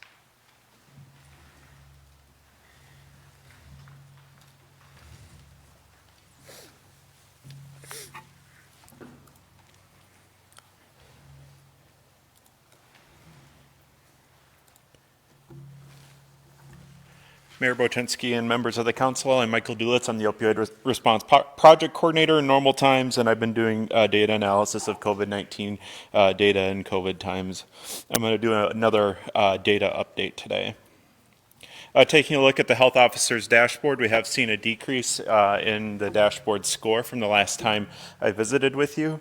Our number of new cases per 100,000, that rate has been starting to decrease. Our tests completed per 100,000 has been staying relatively stable. Our percent positivity has is starting to decline slightly, as well as our percent change. The percent change has made up most of our decrease in the health officer risk score. We are still in the orange area on the health officer risk score, though. Looking at the score overall, we're still in orange. There's been a little bit of fluctuation as kind of the score gets used to having the higher case numbers. That's going to lower the percent change, and so that's why there's a little bit of fluctuation in the risk score, as you can kind of see in the percent change in the bottom graph. Overall, we are on a downward trend, though, overall with our percent change for the score. Looking at the average new COVID cases, that rate per 100,000, the 7-day average, we are decreasing. I did compare that to other college communities, the communities I gave the examples of last week, looking at University of Nebraska, Iowa State, and University of Montana, and they have all seen similar decreases as well. Montana didn't have a lot of impact from COVID, but those other two campuses, as well as University of Iowa, have been kind of thrown around as being major hit points, and we've all kind of been decreasing at about the same rate. Again, testing has been good and is continuing to be kind of a shining star as far as what makes up the risk score. The percent positivity, we were getting almost above 8%. And that's looking at all positives divided by all tests. We're on a downward trend right now with that as well. We're running around 5.2. I have a slide later. We're running about the same in the major metro areas in North Dakota. The percent change, again, is on a downward trend as well, as it has, quote unquote, gotten used to the higher case numbers. I did put together a comparison of the health officer risk score, comparing Grand Forks County to the other metro areas in North Dakota, Cass County, Ward County, and then Burley Morton combined. I set the score to 0 for all the hospitals, just like we could compare the easily comparable numbers. Burley Morton has been in orange the entire time, Ward has been in yellow or green, and then Grand Forks and Cass County have been the ones that have slowly increased into the orange area. Again, Grand Forks County, we started seeing a number of cases being released from kind of the peak of new cases that we've had over the past couple of weeks. So each day there's been a number of cases being completed. Personally, I had almost 50 clients in my caseload. That's cases plus contacts, and now I'm down actually below 10, fortunately, although I haven't been taking as many new cases lately with the data work. Looking at new cases per 100,000, comparing the rates, Grand Forks County, as you saw in the last slide, Cass County has been seeing an increase, not to the extent that we have, but they have been seeing a steady increase. At previous meetings, I discussed how they've been staying kind of low, and now they've been seeing an increase the past couple of weeks.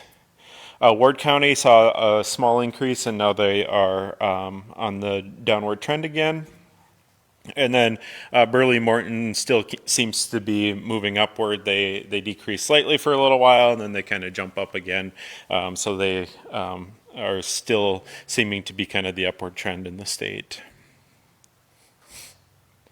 Comparing the active COVID cases, Grand Forks was kind of the top of the state for a while. And based off of population, I believe we still are. But that spot will probably flip with Burley Morton in short order, given the low number of cases we had over the past weekend. Percent positivity, Grand Forks County, again, we are on a downward trend with our percent positivity, which is a good sign. Cass County has been on an upward trend, same with Ward. And as well as Burley Morton, so we're all kind of riding around that 5% area, between 5 and 6%. This past week, the governor did announce a change in going with risk levels being based off of the individual county rather than the state as a whole. With that, he did share a slide kind of discussing the methods that they're using. These methods are what are guiding their decisions, but ultimately the decision is that of the that of the state, of the Department of Health and the Office of the Governor. And so these are what guides it, and then the ultimate decision does still lie with the state. So active cases per 10,000 residents, that was pretty easy for me to calculate. Tests per 10,000 residents, I was having a little bit of difficulty comparing, if you look straight on with what they provide on the website, I don't think that quite matches. So I did have to kind of do some guesstimating on how they are calculating that to fit with the numbers that they are showing. But I do have that number as well as test positivity rate. Grand Forks is in orange, as well as the Burley Morton area, and then a few smaller counties. I know the governor did talk about potentially Stutzman County being a county that's at risk of being moved into orange because of the large number of new cases they had this past weekend. Looking at the governor's risk level, this is based off of what I could pull from that slide. I still have my request for clarification pending at the state, but based off of the 14-day average of active cases per 10,000 population, not 100,000, per 10,000 population, we are at a red level right now. 14-day sum of new tests per 10,000 population, we're at around 1,400, which is very firmly in the blue or the new normal stage. And then 14-day average of test positivity is at 6.3%. And we are using 14-day averages, and so the numbers aren't as, or the averages don't change as quickly. So we're actually just starting to ramp up on the governor's scales. So again, as I just mentioned, we're just starting to ramp up in Grand Forks County, with the increases in cases. So we're just starting to see that kind of peak there with the 14-day average of active cases per 10,000 population. The sum of tests looks about the same as the health officer dashboard.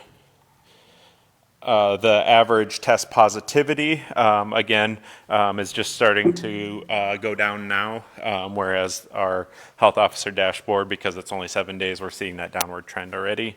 And then I did estimate, what the governor's office or the Department of Health might be using for, like what their scoring is. And this is purely an educated estimation, but I do think that we're very firmly in kind of that yellow stage on there.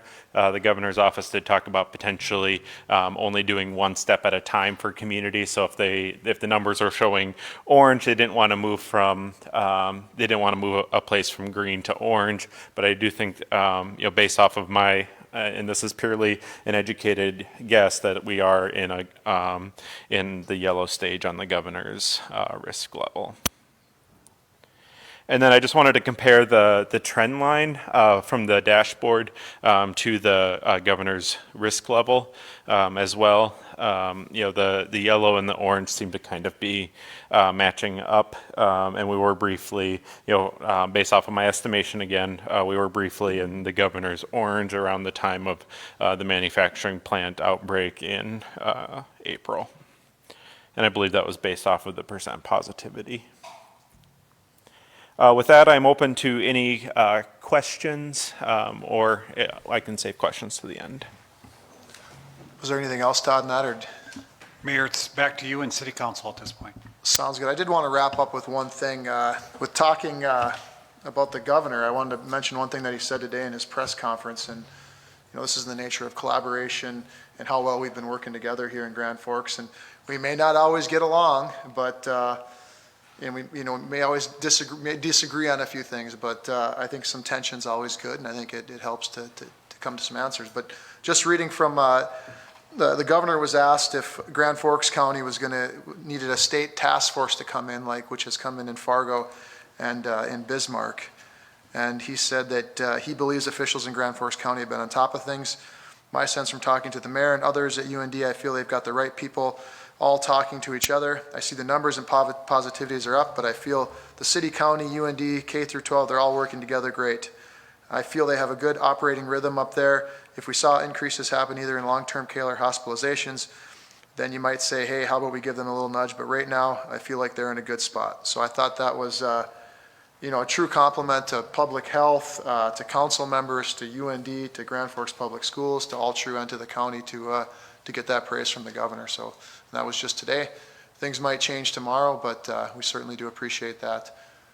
With that, I'd open it up to council for any comments. Council President Sandy. Thank you. I have a quick question from Mr. Dulitz. And I suppose I could send this to you offline. I'm morbidly curious on the 6th slide of your presentation. The slide notes start of day, new cases, case completions, and active case rate. The next one down, number 7 there, yes. Can you explain to me what case completions means? Case completions would be being released from isolation or unfortunately passing away.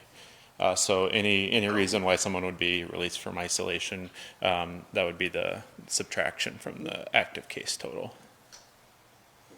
Got it. Wouldn't the case completions be sum up to the same as the start of day and new cases?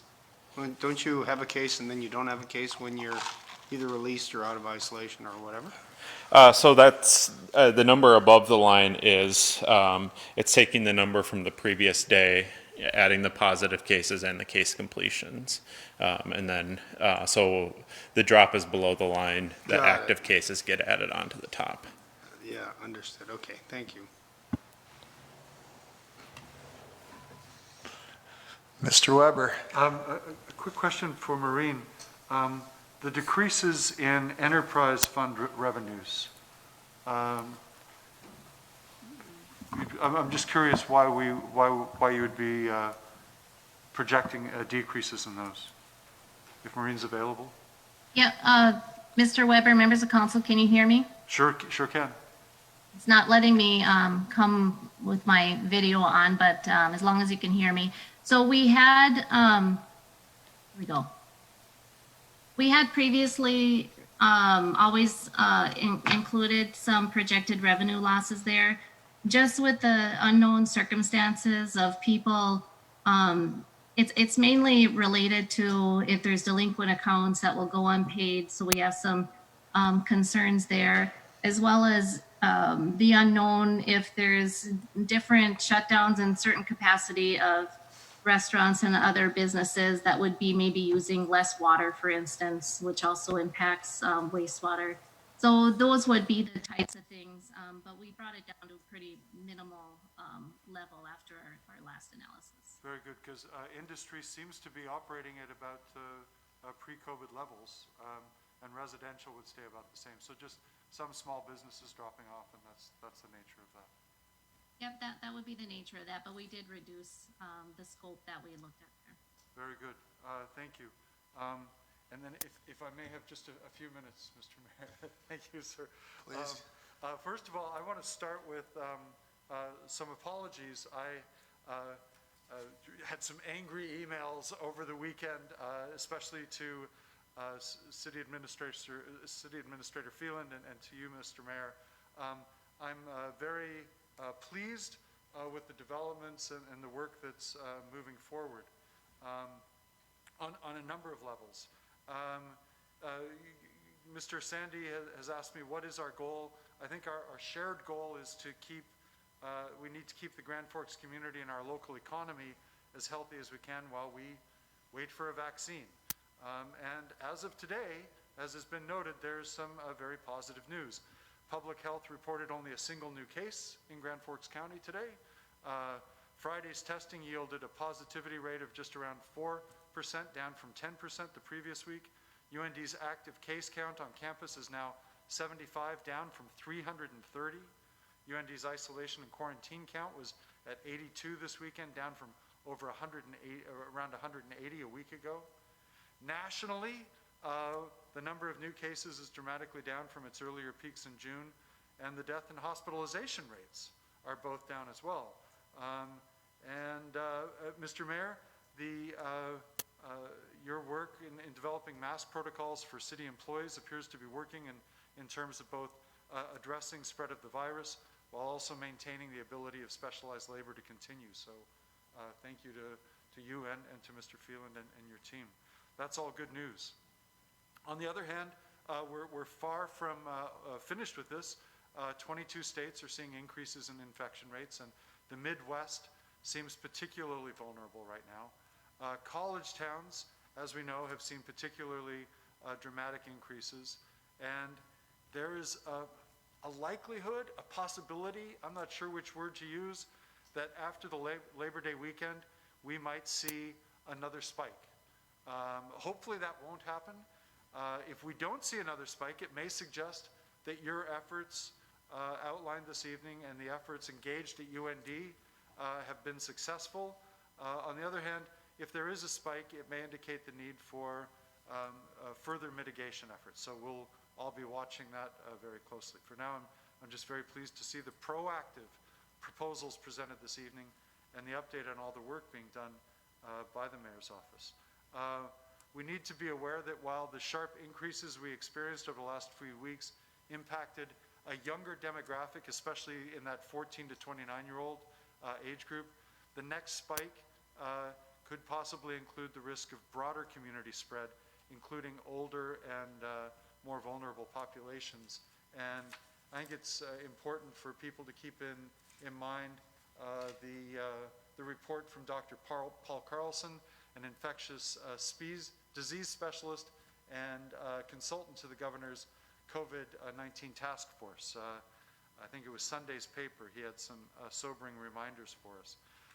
There certainly are places in Grand Forks where people are socially distancing from one another and where mask wearing is extensive.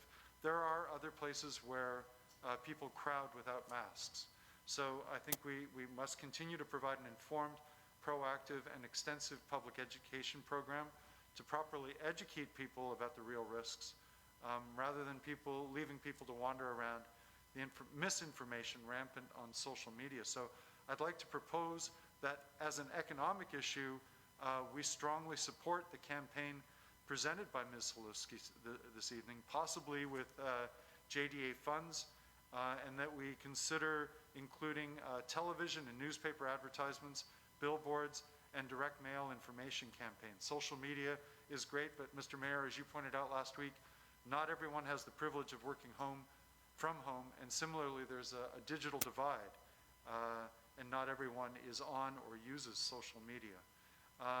Next, back in March, April, and June, Grand Forks quickly established a reputation for being the most proactive community in the state and region. City government facilitated listening sessions with business owners. We brought together our banking community. We reached out to the Department of Commerce. We organized representatives from all the leading institutional partners. I don't think everyone was aware of those efforts, and we should be celebrating those. Similarly, most recently, the leadership from the Public Health Department and our Public Health Officer, in consultation with your expert panel and others in the community, established, I'm pretty sure this was the first local dashboard and risk level assessment in the state. I'm convinced that this played a role in this governor's decision last week to recognize that we may be one state, but that each individual county faces unique circumstances and requires individualized responses. Either way, the governor decided that Grand Forks was no longer at a green risk level, and he moved us to a yellow. The reality is, I think we're still struggling to understand the metrics he's using to make that determination. And according to our own public health officer, we are at an orange level, although current trend is downward and positive. So in addition to that first proposal, I propose that we continue to work on developing our own informed, locally focused protocols to align with our public health officer's risk level assessment. The degree to which those can align with the state Smart Restart and our own Grand Forks Smart Restart, we need to continue to look at that closely. These efforts should be engaged in anticipation of those potential increases over the next few weeks, but also informed by what we actually do see. If things go down, then we'll have a lot to celebrate there. Proposal 3, there appears to be different interpretations about when and where masks are required. It's my understanding that there are recommended levels of air exchange for public spaces, And so I'd like to request that, to the extent that it is possible, we gather the necessary technical information on all public buildings as a first step in helping to educate the public and owners of other public buildings on best practices around air ventilation and air exchange. I believe that this is going to be an important next technical aspect in the fight against COVID. We should know what those are for this room, City Hall, et cetera. And with that, thank you for that time. And again, thank you, Mr. Mayor, for your efforts. Thank you, Mr. Weber. Any other council members with comments at this time? All right, we're going to move on to 3. Public hearing and second reading of ordinances. I think we just have one, 3.1. Public hearing and second reading of ordinance, annexation of area within Opportunity Park first.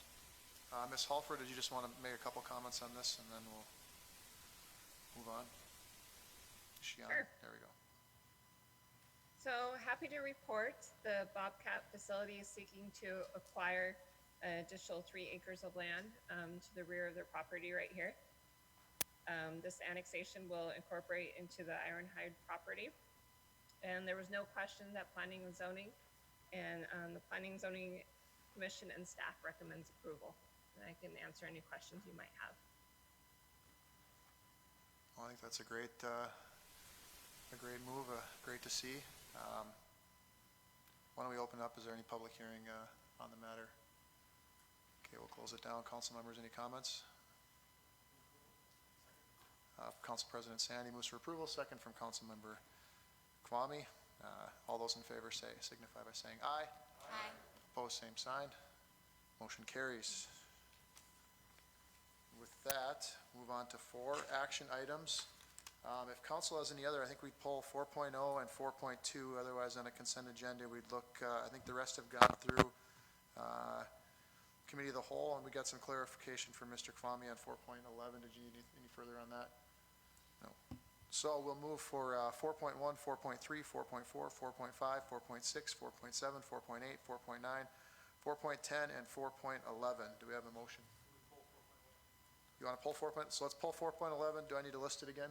You got everything but 4.11. Do we have a motion to approval on there? We got Councilmember Veen, and we'll give a second to Mr. Weber. And before we vote, if I could ask one question quick. I believe that, well, I know that we passed in the Committee of the Whole a decision to make the Public Health Officer's dashboard our official data point for COVID decision-making.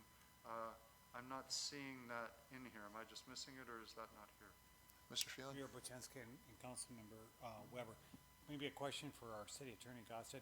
That was a motion. We had it on as informational update. They did move forward with that health officers as our, we'll call it our official guidepost, if you will.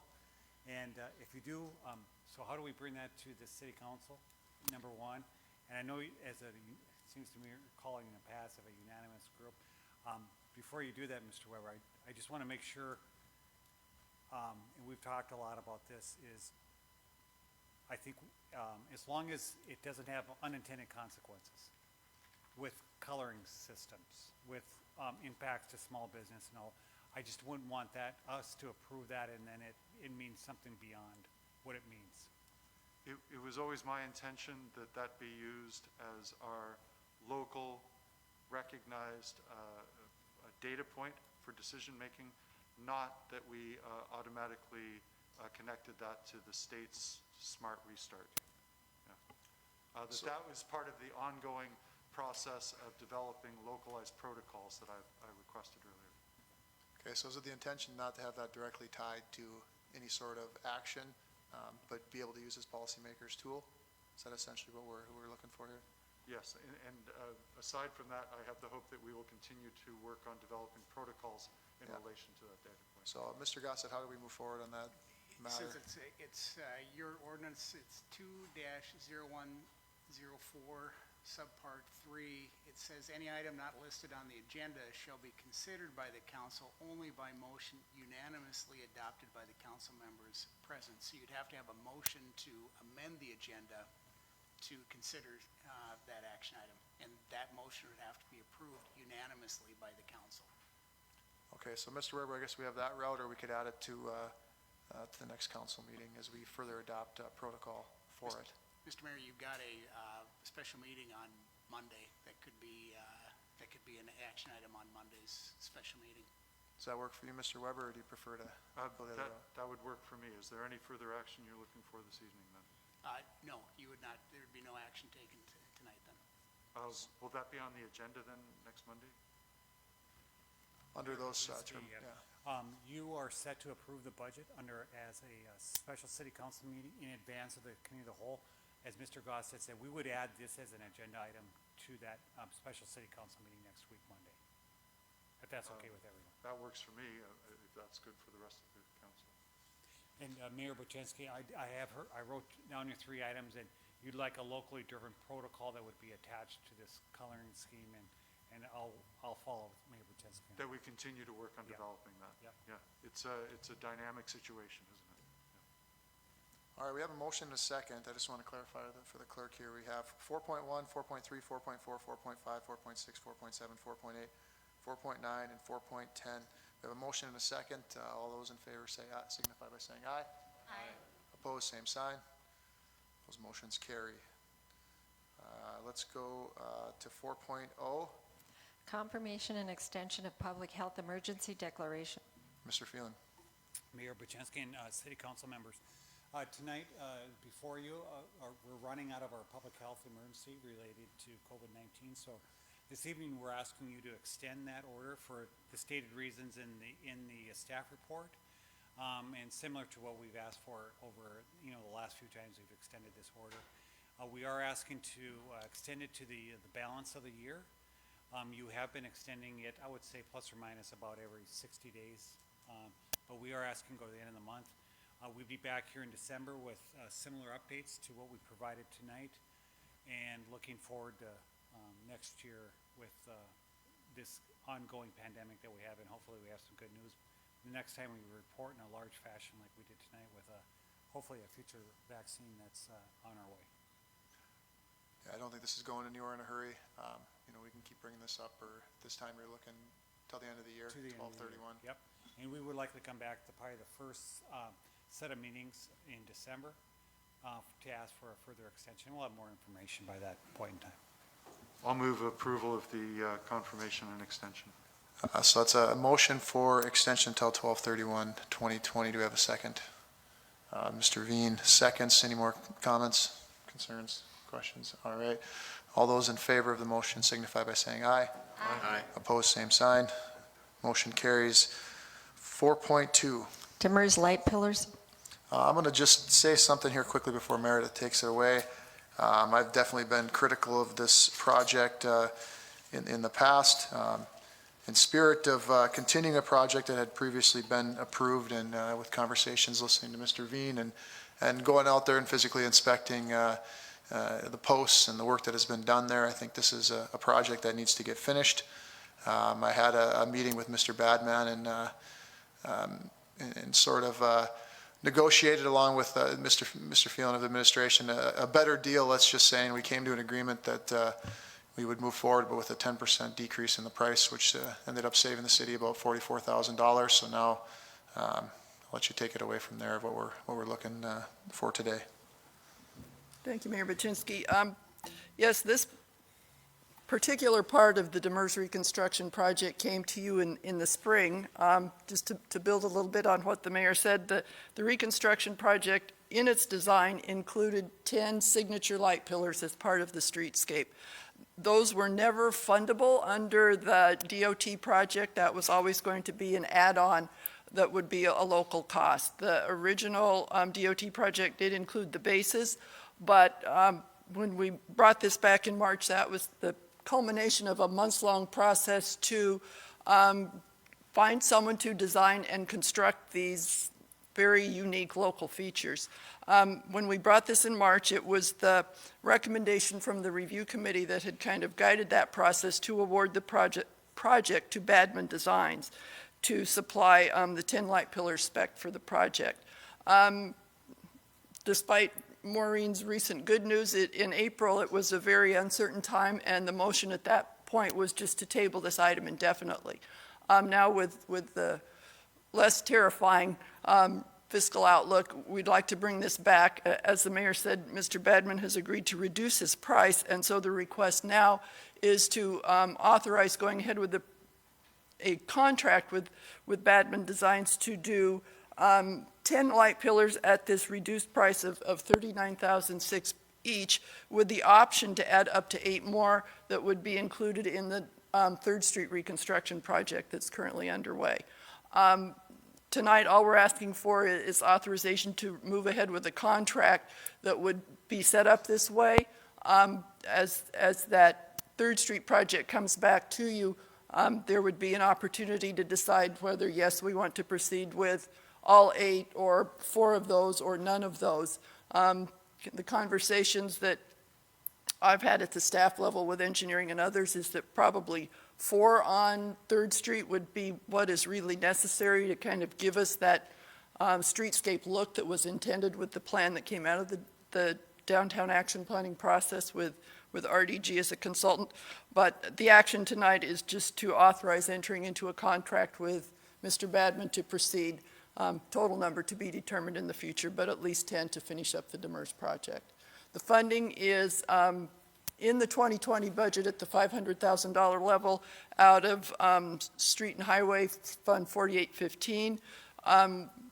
Depending on how many are ultimately selected to be installed by council, then that money would be could be supplemented with beautification cash carryover. I'm certainly willing to answer any questions. Your staff report does include the RFP that was issued, probably about a year ago. And again, Mr. Badman was selected as the most qualified. Now we're just trying to bring this project back and get it underway. Any questions or comments for Ms. Richards or in general? I'll Please. move approval. We have a motion for approval. We have a second. Second from, we have a motion for approval from Mr. Sandy, second from Mr. Kwame. Any other comments, concerns, questions? Mr. Weigel, please.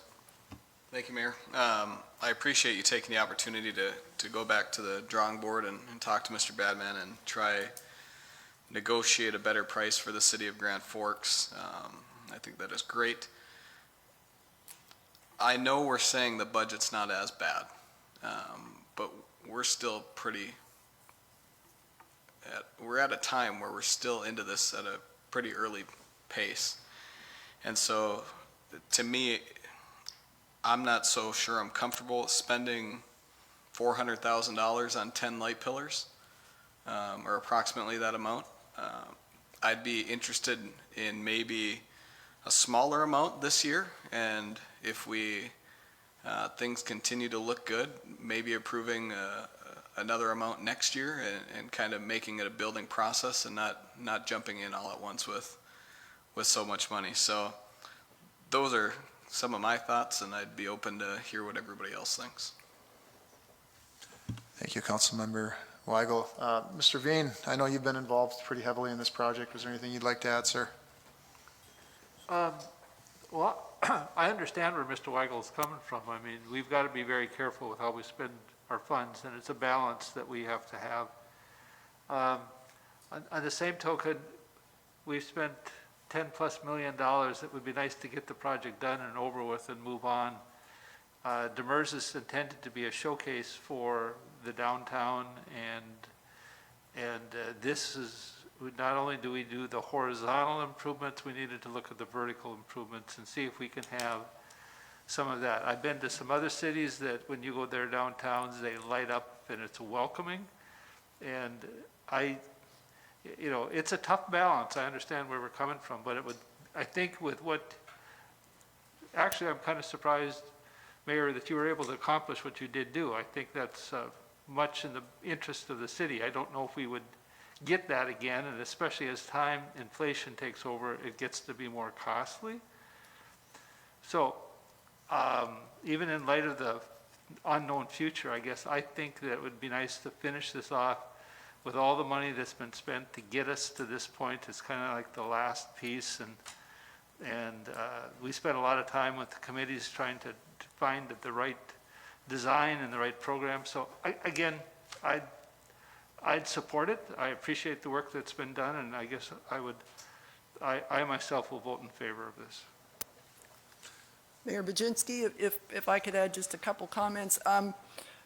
We did hear from Mr. Badman that these light pillars are almost totally locally sourced, so this is going to keep local businesses employed and productive. I think all the elements except perhaps the plexiglass would be locally crafted and sourced, so that's a plus. Also, the streetscape project going through UND on University Avenue right now includes light pillars. I know that those are slightly smaller than this, and those were not the custom design that these were, but the pricing on those was comparable, so I think we are getting an excellent value from Mr. Badman for this design. So while I understand the concern about timing, I think that this is a good deal and a good design and useful for the local economy in its own right. Thank you. Thank you. Are there any other comments? Mr. Weigel? Ms. Richards, I frequently see those light pillars on campus. Maybe I'm not thinking of the right ones, but each one of those pillars were $40,000? These are the ones that are yet to be installed on the medians. Okay, I wasn't sure what, I thought you were talking about some other ones, so. Correct. And I think those were in the low 30s, but Okay. again, that does not include any design fee, and they are somewhat smaller. Thank you. Any other questions, comments? We do have a motion and a second on the floor, so any other questions or comments? Mr. Sandy? I think, Mr. Mayor, thank you. I've been in your ballpark on this, and same with Mr. Weigel's. I'm really not excited in spending $400,000 on these light posts. I'd much prefer to put that money into something else. But we have to get this finished. I think we had a committee that spent a lot of time. Thank you, Mr. Veen, and the others that were on the committee. Vetting, we had 9 different groups or people that brought projects forward. I think ultimately this probably is a good deal for us, just in the fact that based upon what Ms. Richards is saying versus the other pillars that are going to go on University, I do like the fact that we're keeping the money locally, and I think that's important as well, to support local businesses. I know that there are people in our community that are not fans of these light pillars. They're not fans of the blue heads. They're not fans of anything that we spend money on, and I'm willing to take the heat on that. And I am going to be supporting this project to get this done for the folks downtown. The downtown businesses have been taking a lot of heat the last several years with the disruption on Demers and so on and so on. I'm hoping that this helps. It will be an attractive amenity downtown. I'm hoping that it does drive consumers and help with getting more people downtown, and I'm looking forward to seeing what we can do with light fixtures on 3rd as well. Mr. Mayor, I'm happy to support this this concept. Thanks. Thank you. Any other comments, concerns? Seeing none, we will grit our teeth and move forward. All those in favor signify by saying aye. Aye. Opposed, same sign. Aye. I believe we had a 6-1 with Mr. Weigel being the lone dissent. Motion carries. 4.11. Professional Services Agreement for Architectural, Engineering, Design, and Construction Services for Project 7942 Bus Maintenance Facility Rehabilitation Project Phase 2. All right, thank you. Was there a concern that you had, Mr. Kwame, or wanted to clarify on this item? Yeah, I just wanted to clarify. The background information looks like it matches what we had discussed prior. The last sentence, the agreement and service will not exceed $111,100 for pre-designed services. I just want to make sure that we are approving design services or professional services not to exceed $111,100. and that this contract, even the updated one here, does still show the remainder of the fees. So I would like to approve that amount and pending a contract that shows just that amount. Could we get some clarification, If that Mr. makes Phelan, sense. please? Mayor Bochansky and Councilmember Kavami. What we're asking for you is correct, $111,040. And if you look at the front page, that would be, we'll call it pre-design up to 50%. And there's a remaining sum that it would come later, but you are only approving the preliminary design of this up to 50% so that we can go out and seek funding assistance. And as we discussed maybe a couple weeks ago, we would come back if we did receive an award and want to continue on in whatever form or fashion. Perfect. I just want to ensure that past that dollar amount, it would be something that came back to council. Thank you. I move approval. Motion second. Ms. Dockler has a motion from Mr. Kavami, second from Ms. Dockler. Any other questions, comments? Seeing none, move to a vote. All those in favor signify by saying aye. Aye. Opposed, same sign. That motion carries. That'll do it for action items. We're on to 5 informational items. 5.1. Statement of changes in cash balances as of May 31st and June 30th, 2020.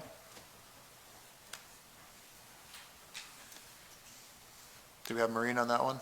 Or is there any information? No. Sounds good. Moving on to 6. I'd like to be very thankful for, is there any citizen comments? I look very thankful to people that came and have been waiting patiently. Now is your chance. The floor, please. Try to keep these to 3 to 4 minutes if possible, and then we'll move on to the next person. Thank you.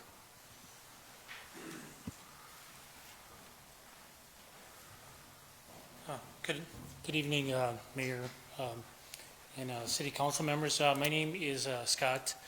Actually, Reinhardt, I was here, last week.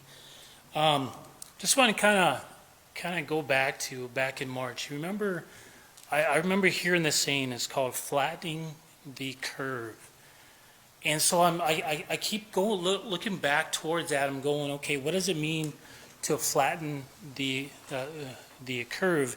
And then I actually, looked it up, and it says to flatten the curve is to be able to not overrun the actually hospitals, but so that the hospitals will be able to support the actually people that have COVID in the hospitals without overwhelming them. From WebMD, it says, too many people are sick at one time. We won't have enough hospital bed for all the people who will need treatment. The flatter curve shows what happens if the spread of the virus slows down. The same number of people may get sick, but the infection happens over a longer span of time, so hospitals can treat everyone. So I started looking at flattening the curve. I was looking at today's actually results. And I do like your graphs and everything. It would be nice to do more numbers of what the actually state says actually. Positive COVID test results from the state of North Dakota here. Today there were 75 positive individuals from yesterday. There's 63 people currently hospitalized in the entire state. So I started looking at a plan that the governor put together. It talked about finalized hospital surge plan for COVID-19 response. I'm sure you guys have read this. For the purpose of surge planning, the state identified bed capacity in 50 hospitals based on 3 tiers. Tier 1, 2,098 beds. Tier 2, 2,394 beds. Tier 2B, 3,488 beds. And Tier 3, 4,000 additional beds. Minimum care facilities could provide an additional 4,000 additional beds, pushing the statewide total to nearly 7,500 beds. We have 7,500 beds available in North Dakota. We got 63 cases. It's like, what does flattening the curve mean? And I think Mr. Weber said it. It's until we get a vaccine. Is that what the flattening of the curve means? I really don't think so. If you take a look at the cases, hospitalizations are down across the entire country. Deaths are down 90% since April in the U.S. right now, according to the CDC. What I'm saying is we have to take a look at this from not a vaccine type of a response to it to be able to get back to normal. We have to take a look at this from a hospitalization. Our state did a great job, right? Did a great job at providing enough beds for everyone that if there was a big surge in COVID, there was no big surge in COVID. Is this overblown? Is this really just beyond what, are we just making more of it than what it is? 99.6% of the people survive this thing? We really have to take a look at the numbers, not just by infections, because we know this is a virus. It's a flu virus. If you take a look at the flu, we don't wear a mask for the influenza. We never have, ever. But it has the same principles as the flu. And so because of that I really think that we really have to take a closer look at this. If you go through the actual numbers, I have some sheets here. I'll actually leave them here for you. But it goes through numbers every single day. As far as I like these numbers so much better than per thousand. Like yesterday, it was 171 positive rates, and there was 68 people hospitalized. Well, we're even down that. We're down 5 people in the hospital from that. Now, how many patients are at Altru? Anybody? Do you know how many patients are at Altru yet? In COVID? There's 7 today. There's 7 today. Okay, 7 today. Is that over their, a capacity? Probably not. But what it is, I'm just trying to make a point here is we can get back to somewhat normal, because if you take a look at the entire, results of this, I think we would be to a much more better chance at getting back to the schools, getting back to, and I know you, Mr. Weber, I really appreciate you as a council member. I know you're really pushing these mask, mandates and stuff, but I really don't feel it's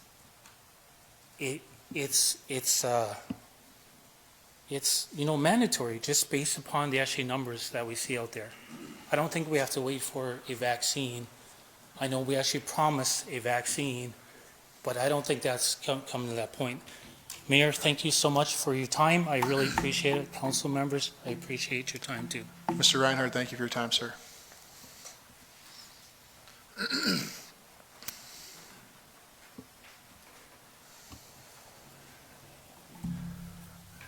Mayor Buczynski, City Council, thank you for letting us come and express our concerns.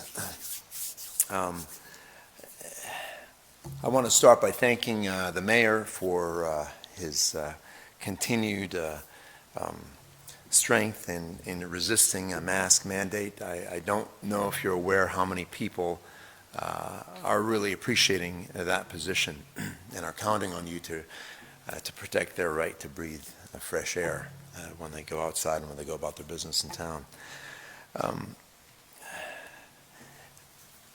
I'm not aware, at least in my lifetime, I don't remember ever seeing a disease that actually became politicized nearly, if at all, to the extent that COVID-19 has.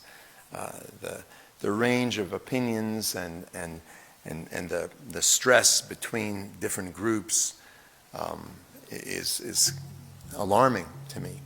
And yet it's a disease, it's a virus, and so it should be a scientific issue, and we should be looking at the scientific facts, and we should be trying to discern who may have a vested interest in wanting it to go one way or another. Bill Shakespeare wrote a play called Much Ado About Nothing.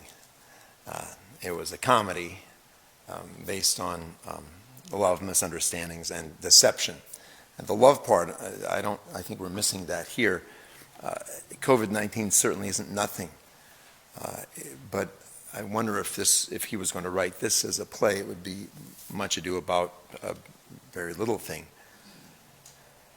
We've seen a lot of numbers, and numbers are important, but they can also take our eye off of what really matters. And if we look at some other numbers, like the population of America, and we look at the number of people, before I came here, I took the revised numbers that the CDC just put out of how many people have died from COVID-19, and I doubled those numbers. Actually, I did a little bit more than double the numbers.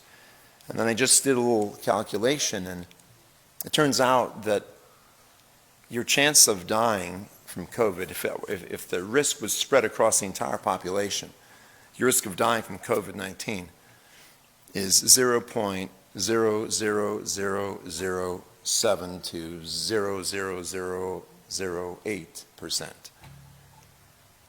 We've turned our country on its head over a virus that affects very, very, very, very few people in the long term. Most people who get it don't even know that they have it. They're not going to die someday from COVID. They get over it. Every one of you, by the way, was infected this morning with something, with a virus. Before lunch, you were infected with multiple viruses, and you didn't know it because your immune system took care of it and kicked it out, and you just went to lunch. That's the way it is every day. If we were to identify one of those viruses that doesn't make you sick and to start counting how many people have that virus or got that virus, got infected by that virus, we could make a big deal out of it. And I wonder if that's what we're doing now. I just think it's important to recognize that positive tests do not equal infection. There's great controversy growing among doctors right now. Positive infections, positive cases, positive testing does not mean that you're infected. And infections don't mean that you're going to get sick.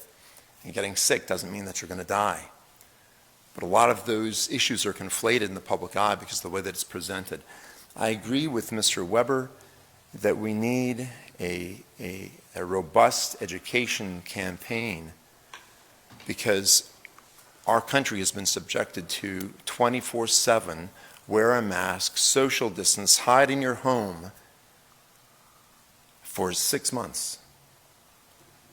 And people are terrified, needlessly, especially children.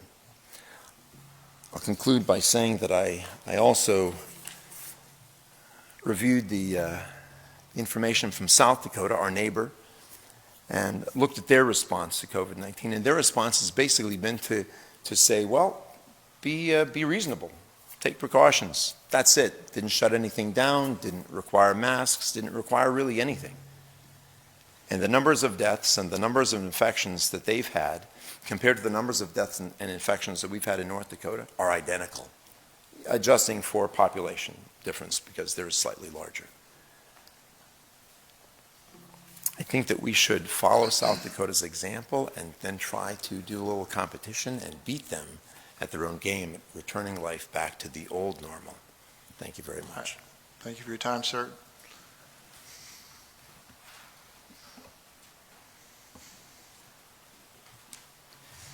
Please.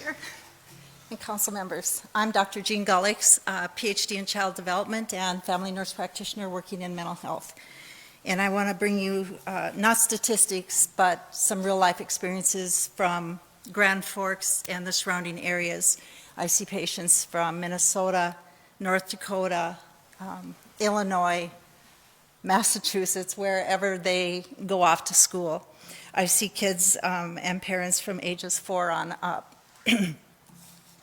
There's been known since 1950s the effect on children of being able to read facial expressions.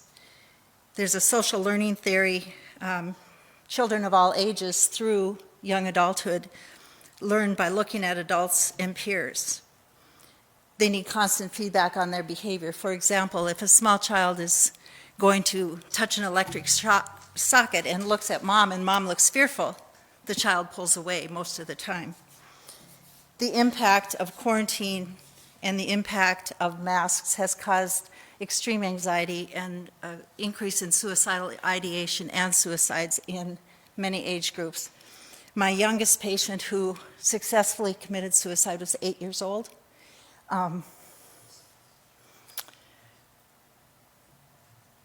She stated that not being able to see her grandmother, not being able to see her friends, being terrified that if she went outside that her mother would die, was more than she could handle, and she was able to verbalize that. I recognize that 8-year-olds don't understand the finality of death, but it's a tragedy. And the first young child I've had that successfully has committed suicide in 40 years of working. Children of all ages learn by watching, not by hearing. Social cueing is important to stop and prevent damage. The increase in suicide in elementary children through young adults is way up. There's a report in the news that children are delayed 70% in reading and 50% in math from the years before COVID due to the last semester of in-home teaching. Teachers are doing their best. They're presenting plans online and in the classrooms, but the parents are not equipped, and the parents cannot afford to be home, those who have their jobs. Recently in Grand Forks, a 5-year-old was eating lunch facing the wall due to the COVID rules of social distancing. Children are terrified of going to school. They're afraid that they will become ill or that their grandparents will become ill. The masks are wet. They're crying. Their noses are running. They're rubbing their faces, which is one means of transmission. They want to go home. There's been a significant increase in aggression and anger. For recess, the kids have been seen standing 6 feet apart from each other, doing nothing because they can't interact and play. The teachers are watching. Teachers are masked, and some of them are wearing the PPE plastic shields, so the kids are not approaching them for help and affection that they need in school. There's uncertainty if they're going to school. I spoke to some of my older kids, and the expectations are that they're at home, they're doing their homework, or they're going to class. University student has a 3-credit class. She gets to go one Tuesday every other week because of COVID, and she says, I can't learn that way. There's been an increase in asthma because of the masks. They don't get proper oxygen levels. I know there's been some studies stating oxygen levels in general don't drop, but specifically for individuals, they've dropped from as much as 99% down to 94% in less than 10 minutes. When interactions are suppressed and there's fear, there's no spontaneous play going on. The children are made to feel ill. They have their temperatures taken to go on a bus, to go into the school, to go out of the school. They're taught that masks will prevent them from getting sick, so when they see someone without a mask, they've been panicking. And panic attacks in children have been rare up until now in my practice. The children are very rarely becoming ill, and they're very rarely bringing home the COVID. Kids are hungry. They're missing school lunches. There's been an increase in abuse and an increase in fear. Parents are frantic. I have many teens who are hallucinating and now are paranoid. They're afraid to go out and be in the public. They're afraid of hospitals and ERs, so they're waiting longer than they need to take sick children in. Teens are spending 10 to 15 hours per day on the phone on average. They can't focus. They have free time, which they like, but they have too much time, which they don't like. They like eating meals together with their parents, but they have too much together time with their siblings. They're missing out on play. Organized sports are canceled. And a lot of kids are motivated by extracurricular activities to do well in school. The most susceptible age groups right now for lack of social interaction, not right now, but always, are toddlers and teens. Adults are made to be social beings, and children even more so. Parents don't know what to do, and I hope and pray that we will stand up for the rights of the children and adults. The statistics that have been shared are real, based as real as statistics can be. The reality is the social distancing can be more harmful than helpful for certain groups of people. Wearing masks can be more harmful than helpful for certain groups of people. There are people that have worn masks who have not been infected. There are people that have worn masks and are infected, not even knowing that whether it's casual contact or not. One thing I want you to think about, if it's everybody has to wear a mask, why is it okay for people to take off their masks when they visit, for people to take off their masks because they can't breathe well, for there to be exceptions? If it's that contagious, if it's that infectious, if it's that deadly, why are there exceptions? And there are many.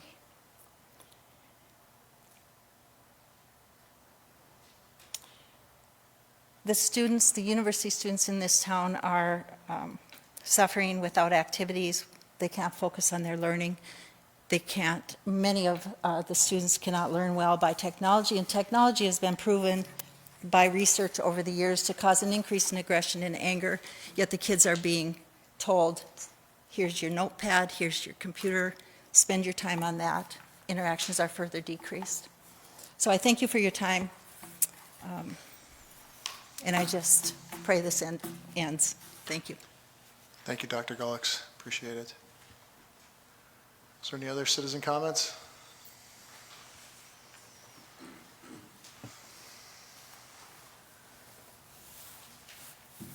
Mayor, council members, thank you for giving the public a chance to make our petition for you to consider what's happening to our community. And I wasn't intending on coming up and sharing anything or making a comment, but after hearing Mrs. Gullix's information,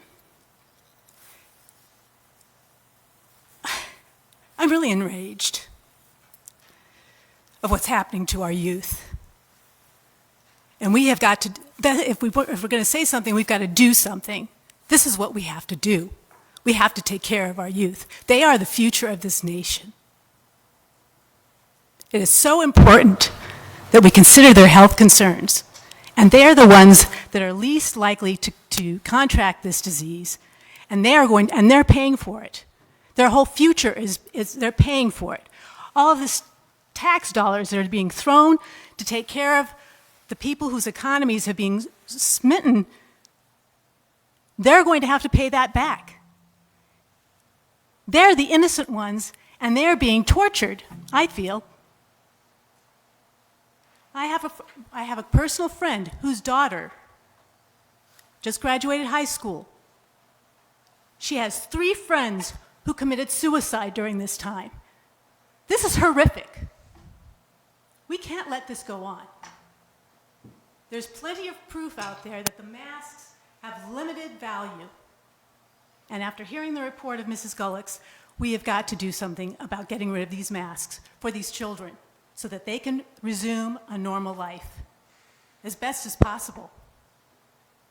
This just can't go on, and I really petition all of you, please. They're the most important things because they are the future of this nation. Thank you for your time. Thank you. Any other citizen comments? We certainly do appreciate you guys all waiting and passionate speak. We appreciate it. Let's move on to 7, approval of minutes and bills. 7.1. Vendor list and engineers estimates as presented. We have a motion. Pay the bills. Mr. Sandy always likes to pay the bills. Second from Mr. Weigel. Any comments? Seeing none. All those in favor signify by saying aye. Aye. Opposed, same sign. Motion carries. Number 8, city administrators' comments. Mayor Wojciechowski and members of the City Council, thanks for the evening tonight, and I thought we had a real productive meeting. So the mayor and I discussed that we needed to change the momentum. I think we've had a couple tough council meetings, and so we appreciate all that you do. And so really what we want, and we've been at this for a little over 2 months, and I think Council President Sandy and I were discussing, you know, we've had a city council that's now in place for 2+ months. We have the mayor and the administration. We've been here for about 2+ months. And now we're probably at the point of kind of getting together to say, how do we further engage as we move forward with this, both the new council and our new administration? Because sometimes you got to practice for a while before you can kind of figure out where you're at. So I think the mayor and I have talked about getting together, maybe at a future committee of the whole meeting. We can have a further discussion about, you know, what we want to do, what are our priorities, how should we better engage with one another as we move forward. Probably after the budget, and maybe, you know, starting latter half of September into October, that we could have further engagement. So working with the mayor is, some people, they ask me all the time, so how's it working with the mayor? We have a very respectful relationship, and, you know, I was, as you can probably imagine, I was quite anxious as a city administrator, so that's been really great. Number 2, as a leader, I always like leaders to be able to handle not good days. Anyone can do that, but handle bad days. And this mayor handles bad days very well. And I appreciate that, working with leaders that handle bad days well. And he listens. We have robust conversations about what we should or shouldn't do. At the end of the day, the mayor makes a decision and we move forward in a respectful way. So I really appreciate that. And what we've talked about this past week together is that we had to change some momentum here, and we had to further engage with city council, become more positive, more engaging, more, communicate better, and hopefully we did that, and we want to do that, more of that. So that's what we kind of owned as the administration. I think moving forward, once we get this budget passed, it's been a whirlwind for the last 2 months, and we appreciate all you're doing. Is that we kind of ran real fast, and this godforsaken pandemic is not easy to work in and to engage in. But we've done pretty well, I think, as we look over. So I just want to throw that out. We're going to further engage you, and I thank the mayor, and I thank you as city council members and policymakers for this evening and future positive meetings. Thank you. Thank you. Thank you, Mr. Phelan. Number 9, mayor and council member comments. We'll start with any council members at large that have any comments. Anybody? Did you ask if we had comments? Yeah. I do. All right. I'd like to bring up something that's probably a completely different subject. It's called blue zones. I don't know how many people are familiar with that. I took part, along with a number of people across the community, in a conference today. And I would just say the Blue Zone Project is a community well-being initiative that's designed to unite our work sites, grocery stores, restaurants, schools, city leaders, and residents toward the common goal of making healthy choices easier. And both the city in North Dakota, the cities of Fargo, Bismarck, and Grand Forks are all participating in this. I learned about this probably 3 years ago when Governor Burgum had this actually for 2 different sessions and a keynote presentation at the downtown initiative that he had. There is information that's available on the city's health department. I think it's Facebook page if we're interested in doing it. The keynote speaker is going to be next Monday at 3 o'clock, and it's going to be a virtual event. And I would welcome everybody to take a look at it, and that we as leaders look at what we can do. It's much about longevity, living longer, better lives, and doing some very basic things to make that happen. Ms. Swanson is here. If we wanted any questions, she could probably give you more detail. I asked if she would stick around for this, but it's kind of one of the things, besides just talking about COVID, it's kind of like something that's more normal that we're trying to do, and I think this is an opportunity to bring some of that normalcy to us. So I welcome everybody to take a look at it. I think we as council will have leaders. I will send out more information about this to everybody, so at least you'll have it as a resource. So I just want to make sure I end with that comment. Thank you, sir. Any other council member comments? Seeing none. Vice President Mock? No. Council President Sandy? Well, I guess I would just like to say quickly, I mean, some of these meetings can be pretty emotional, and there's consequences. There's consequences on both sides of this, and there's long-term consequences that are unknown. And I think as leaders up here, I'm really proud of this bunch, even though we don't always agree. But you know, leadership in tough times requires reasonable, measured, calm, and forward-looking decisions. And I think you have to make decisions with the best information that you have, and hope we can continue to do that. So thank you to all the council members that are sitting up here, and to Ms. Dockler, who had to leave a little early to go to work. So with that, move on to 10, adjournment. Do we have a motion to adjourn? Mr. Bean, and a second from Mr. Sandy. All those in favor say aye. Aye. Opposed, same sign. We are adjourned.